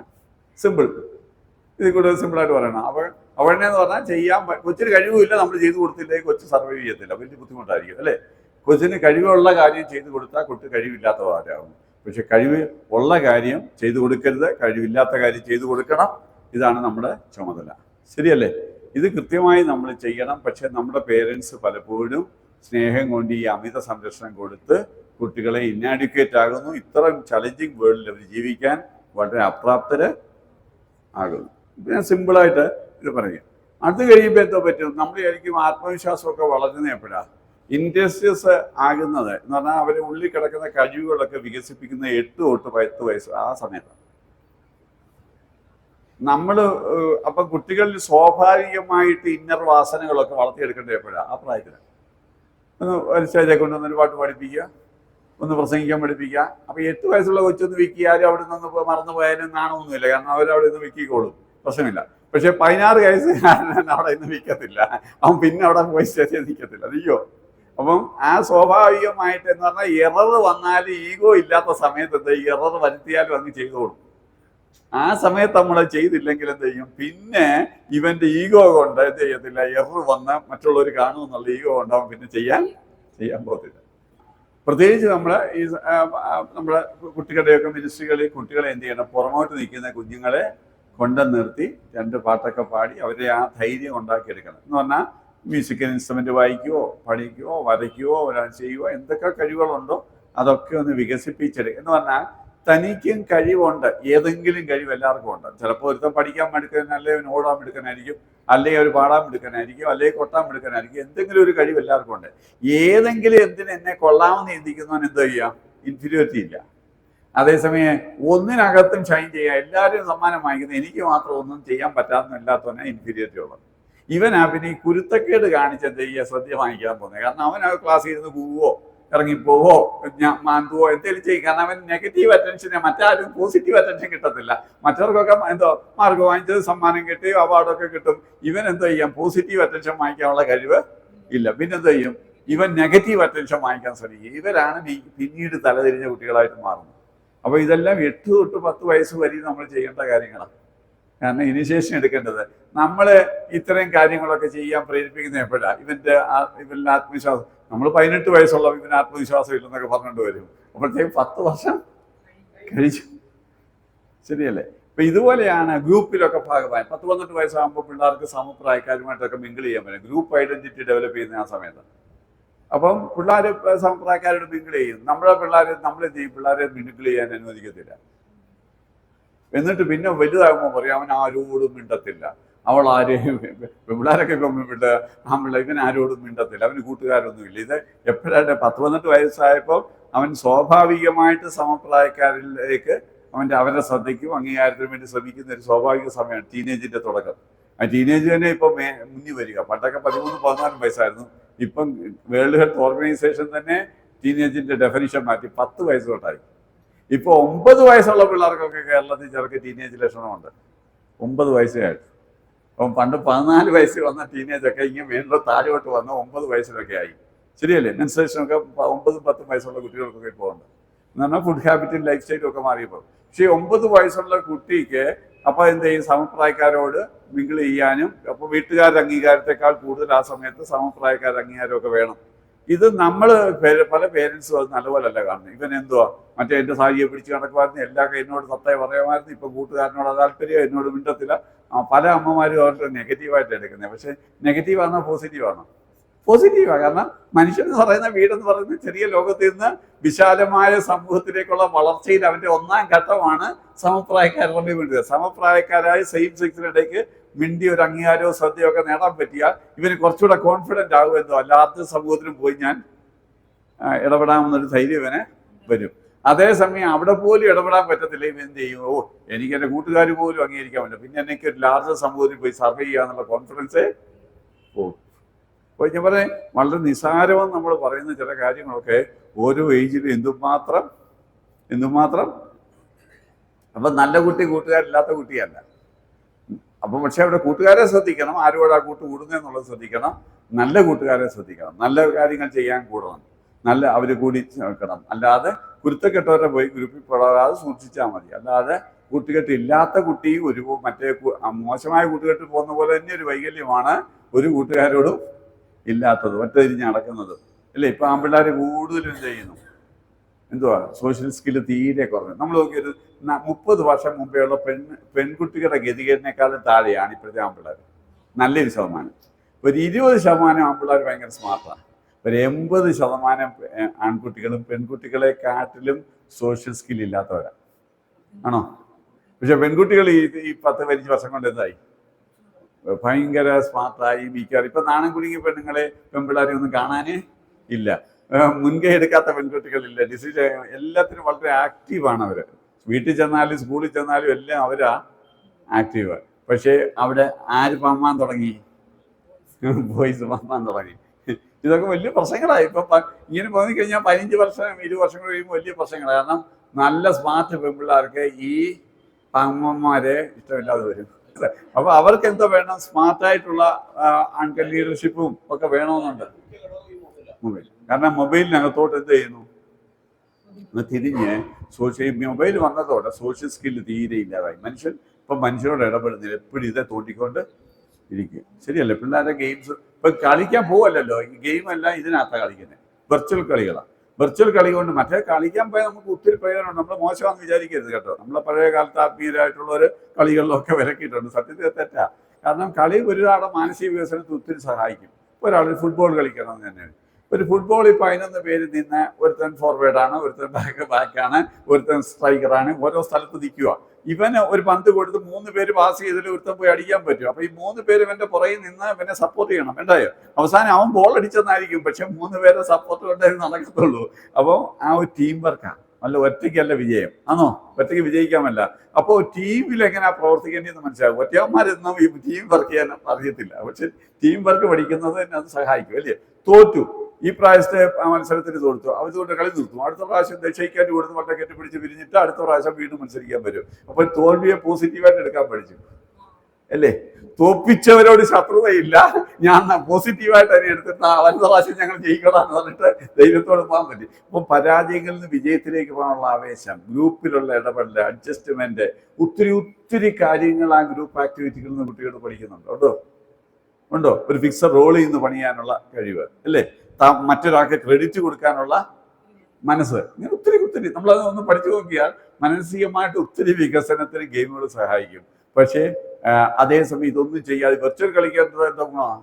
കണ്ണ് പോകാമെന്നല്ലാതെ ഒരു ഗുണവും ഇല്ല. ശരീരവും മറ്റേ ശരീരത്തിന് പേർക്കും പിള്ളേർക്ക് നല്ലപോലെ ശരീരത്തിന് നല്ല അധ്വാനം കിട്ടും അല്ലേ? ഇപ്പോൾ ഫിസിക്കലി കിട്ടും, റിലാക്സേഷൻ കിട്ടും, സ്ട്രെസ് ഫ്രീ ആകും, ഗ്രൂപ്പായിട്ട് മിങ്കിൾ ചെയ്യാനുള്ള അവസരം കിട്ടും, ഒത്തിരി നല്ല കാര്യങ്ങൾ ചെയ്യാനുള്ള അവസരം കിട്ടും. ഇതൊന്നും ഇല്ലാത്ത പിള്ളേർക്ക് ഇതൊന്നും വളരത്തില്ല. വളരുമോ? അപ്പൊ പക്ഷേ നമ്മൾ ഈ മാർക്ക് മാത്രം ശ്രദ്ധിച്ചുകൊണ്ട് ഈ സമഗ്ര വികസനത്തെ കുറിച്ചുള്ള ബോധം നമുക്ക് എന്തുമാത്രമുണ്ട്? ഒരു കുട്ടി സമഗ്ര വികസനം വേണം. അവന്റെ ശരീരവും മനസ്സും ആത്മാവും സാമൂഹ്യ ജീവിതവും നല്ലപോലെ വളർന്നെങ്കിലേ നല്ലൊരു വ്യക്തി ഉണ്ടാകത്തുള്ളൂ. നമ്മൾ തലയുടെ വളർച്ചയെക്കുറിച്ച് മാർക്ക് പറഞ്ഞാൽ ഉടനെ വലിയ പ്രശ്നമാണ്, ശരീരം ക്ഷീണിച്ചാൽ ഉടനെ പ്രശ്നമാണ്. പക്ഷെ മനസ്സിന്റെയും സാമൂഹ്യ വികസനവും ആത്മീയ വികസനത്തെക്കുറിച്ചും അത്രയും സീരിയസ് ആയിട്ട് നമ്മൾ ചിന്തിക്കുന്നുണ്ടോ? ഇല്ലയോ? ഇല്ല. പക്ഷെ ശരീരം വളർന്നു, മാർക്കൊക്കെ വാങ്ങിച്ചു, പക്ഷെ ആള് സ്വഭാവം നല്ല അല്ലെങ്കിൽ എന്തോ ഗുണം? ഇടപെടാൻ അറിയത്തില്ല എന്ന് പറഞ്ഞാൽ, അത് പൊരുത്തപ്പെട്ടു പോകാൻ അറിയത്തില്ലെങ്കിൽ, ഇമോഷൻ മാനേജ് ചെയ്യാൻ അറിയത്തില്ലെങ്കിൽ ആള് വലിയ പ്രശ്നക്കാരനാവും. ശരിയല്ലേ? അതുകൊണ്ട് നമുക്ക് സമഗ്ര വ്യക്തിത്വമുള്ള ഒരു വ്യക്തിയുടെ വാർത്തെടുപ്പിന് നമ്മൾ ശ്രദ്ധിക്കണം. ഇത്തരം അറിവുകളൊക്കെ നമ്മൾ എന്ത് ചെയ്യും? ഇത്തരം കാര്യങ്ങളിലേക്ക് ശ്രദ്ധിക്കും. അപ്പം ഗ്രൂപ്പ് ഐഡന്റിറ്റിയിൽ നിന്നാണ് സെൽഫ് ഐഡന്റിറ്റി ഉണ്ടാകും. സെൽഫ് ഐഡന്റിറ്റി ആകുമ്പോൾ കൗമാരമാകുമ്പോൾ ഞാൻ ആരാന്നും എൻ്റെ ഈ സമൂഹത്തിലെ സ്ഥാനം എന്തുവാന്നും ഒരു 10-15 വയസ്സാകുമ്പോഴത്തെ ഒരു കുട്ടിക്ക് തിരിച്ചറിവുണ്ടാകും. ഞാൻ ആരാ? ഈ ലോകത്തിൽ വളരെ യുണീക്കായിട്ട് ദൈവം എന്നെ സൃഷ്ടിച്ചിരിക്കുക, മറ്റേ ആരെയും പോലെ അല്ല അല്ലേ?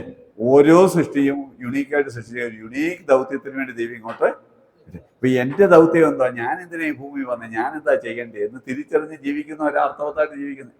അവർ പോകാൻ നേരത്ത് എന്ത് ചെയ്യാൻ പറ്റും? അവർ ചെയ്യേണ്ടത് ചെയ്തിട്ട് പോകും. കാരണം അവരെന്തിനാ വന്നതെന്ന് അവർക്കറിയാം, അവർ ചെയ്യേണ്ടത് എന്താണെന്നറിയാം, അത് കൃത്യമായിട്ട് ചെയ്തിട്ട് പോകും. ഇല്ലാത്തവർ ഓരോന്നൊക്കെ ചെയ്തിട്ട് പോകും, അവർക്ക് തന്നെ അറിയത്തില്ല എന്താ ഞാൻ ചെയ്യേണ്ടത്. ശരിയല്ലേ? പക്ഷേ 18 വയസ്സാകുമ്പം സ്വന്തം ഐഡന്റിറ്റിയെ കുറിച്ച് എത്ര കുട്ടികൾക്ക് ബോധമുണ്ട്? ദൈവം എന്നെ എന്തിനാ സൃഷ്ടിച്ചത്? ഞാൻ എന്തിനാ എന്നെ വീണ്ടെടുത്ത? എന്തിനാ ഞാൻ ഈ ഭൂമി വന്നേ? എന്താ ഞാൻ ചെയ്തു തീർക്കേണ്ടത്? എന്തിനാ? അല്ലാതെ എന്തെങ്കിലുമൊക്കെ ചെയ്ത് തീർത്തിട്ട് ഒരുമില്ല. കർത്താവ് പറഞ്ഞെന്തുവാ? കർത്താവ് നിവൃത്തിയായി. ഞാൻ എന്തിനാ വന്നതെന്ന് കർത്താവിന് അറിയാമായിരുന്നു. പോകാൻ നേരത്ത് നിവൃത്തിയായി. പൗലോസ് പറഞ്ഞെന്തുവാ? ഓട്ടം തികച്ചു. എന്താ ചെയ്യേണ്ടതെന്ന് അറിയാവുന്നവർ പോകാൻ നേരത്ത് പൂർത്തിയാക്കിയിട്ട് പോകാൻ പറ്റും അല്ലേ? അതാണ് ഒരു മനുഷ്യ ജീവിതത്തിലെ ഏറ്റവും വലിയ അന്വേഷണം. ഞാൻ എന്തിനാ വന്നേ?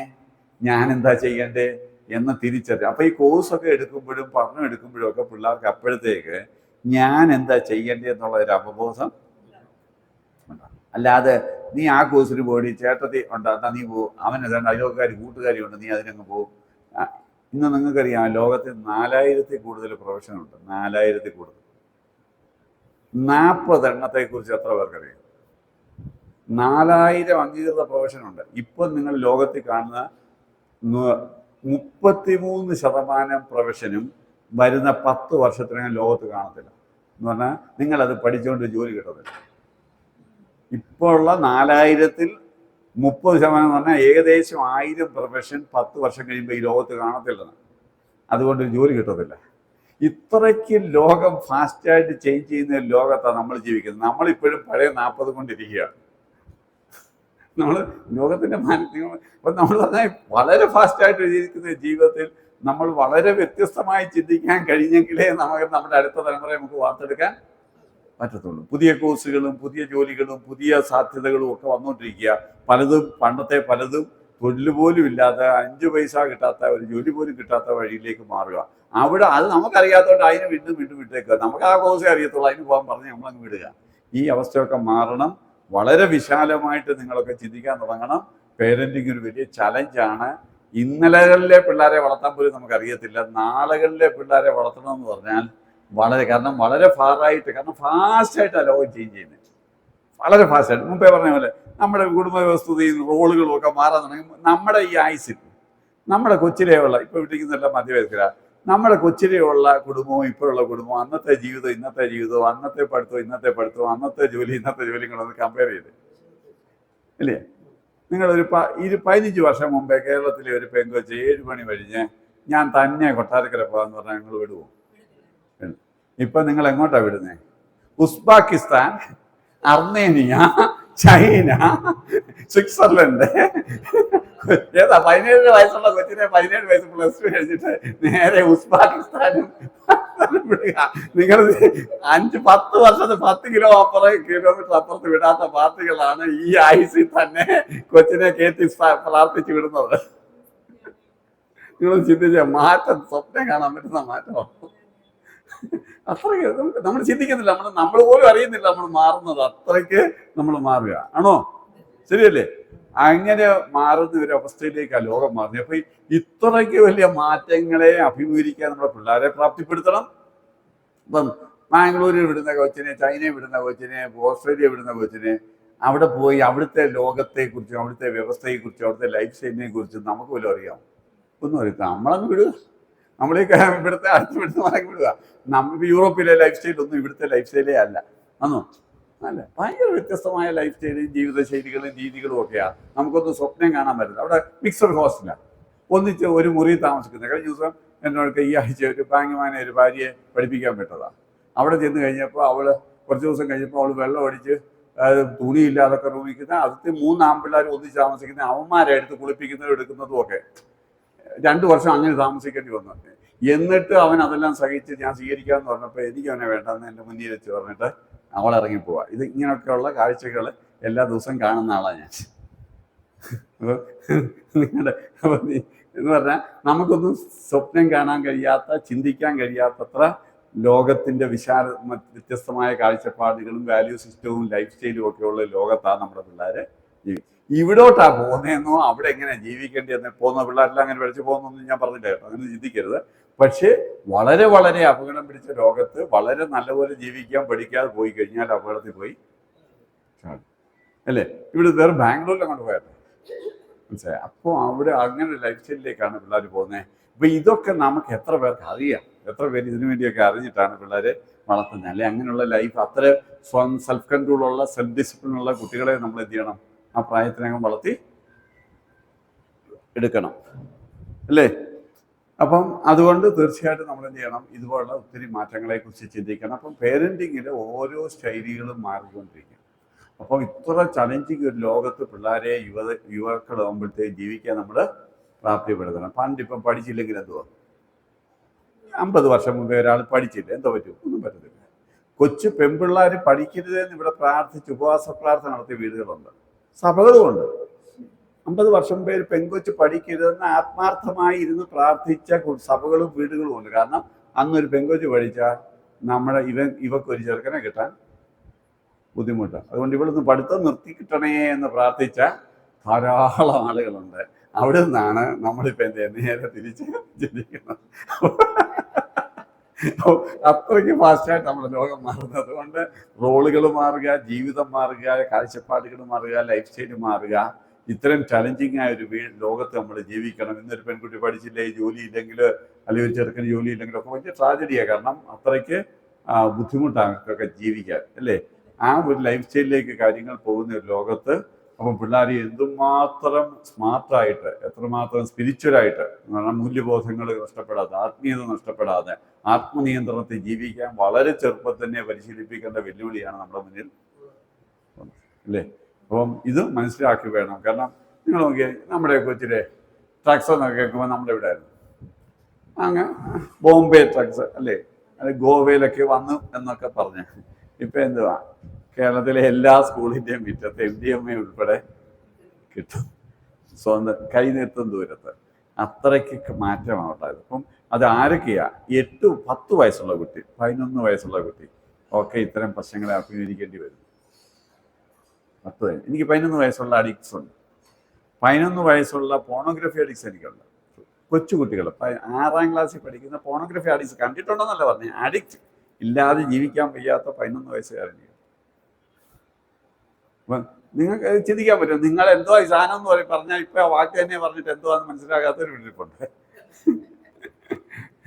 അശ്ലീല വീഡിയോസ്. കാരണം നമ്മുടെ കാലത്ത് കൊച്ചു പുസ്തകം എന്നൊക്കെ പറഞ്ഞാൽ അവിടെ ഇവിടെയൊക്കെ കിട്ടുമെന്നല്ലാതെ അതെങ്ങനെ കിട്ടുമെന്ന് അറിവ് മാത്രമേ ഉള്ളിടത്തു നിന്നാണ് 11 വയസ്സുള്ള കൊച്ച് വീട്ടിൽ അത് അഡിക്റ്റായിട്ട് മാറുന്ന അവസ്ഥയിലേക്ക് കാര്യങ്ങൾ മാറുന്നത്. കയ്യെത്തും ദൂരത്ത് ടാക്സ് ഉണ്ട്. ഇങ്ങനെയൊക്കെയുള്ള ലോകത്താണ് നമ്മുടെ പിള്ളേരെ ജീവിക്കേണ്ടത്. ഇവിടെയൊക്കെ പ്രതിരോധിച്ച് ജീവിക്കാനുള്ള ബലം നമുക്ക് കുട്ടികളെ വളർത്തി എടുക്കണം, അല്ലേ?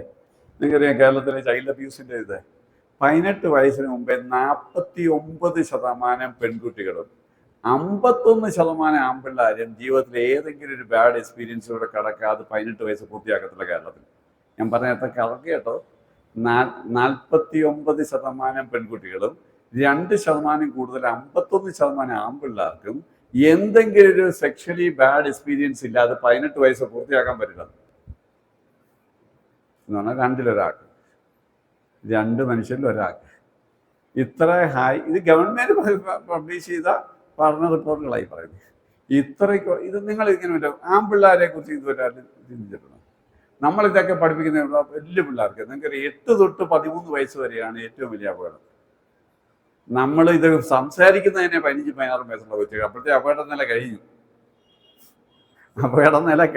എപ്പോഴത്തേക്ക് 13 കഴിയുമ്പോഴത്തേക്ക്. കാരണം ഹൈ റിസ്ക് ഗ്രൂപ്പ് 8 തൊട്ട് 13 വയസ്സ് വരെയുള്ള ഗ്രൂപ്പാണ്. 13 വയസ്സ് കഴിയുന്നതോട് കുട്ടികൾ കുറച്ചുകൂടെ ഒക്കെ തിരിച്ചറിഞ്ഞ് രക്ഷപ്പെടാനുള്ള കഴിവിലേക്ക് പോകും. അതിൽ താഴെയുള്ള കുട്ടികളാണ് വിക്ടിമാകുന്നത്.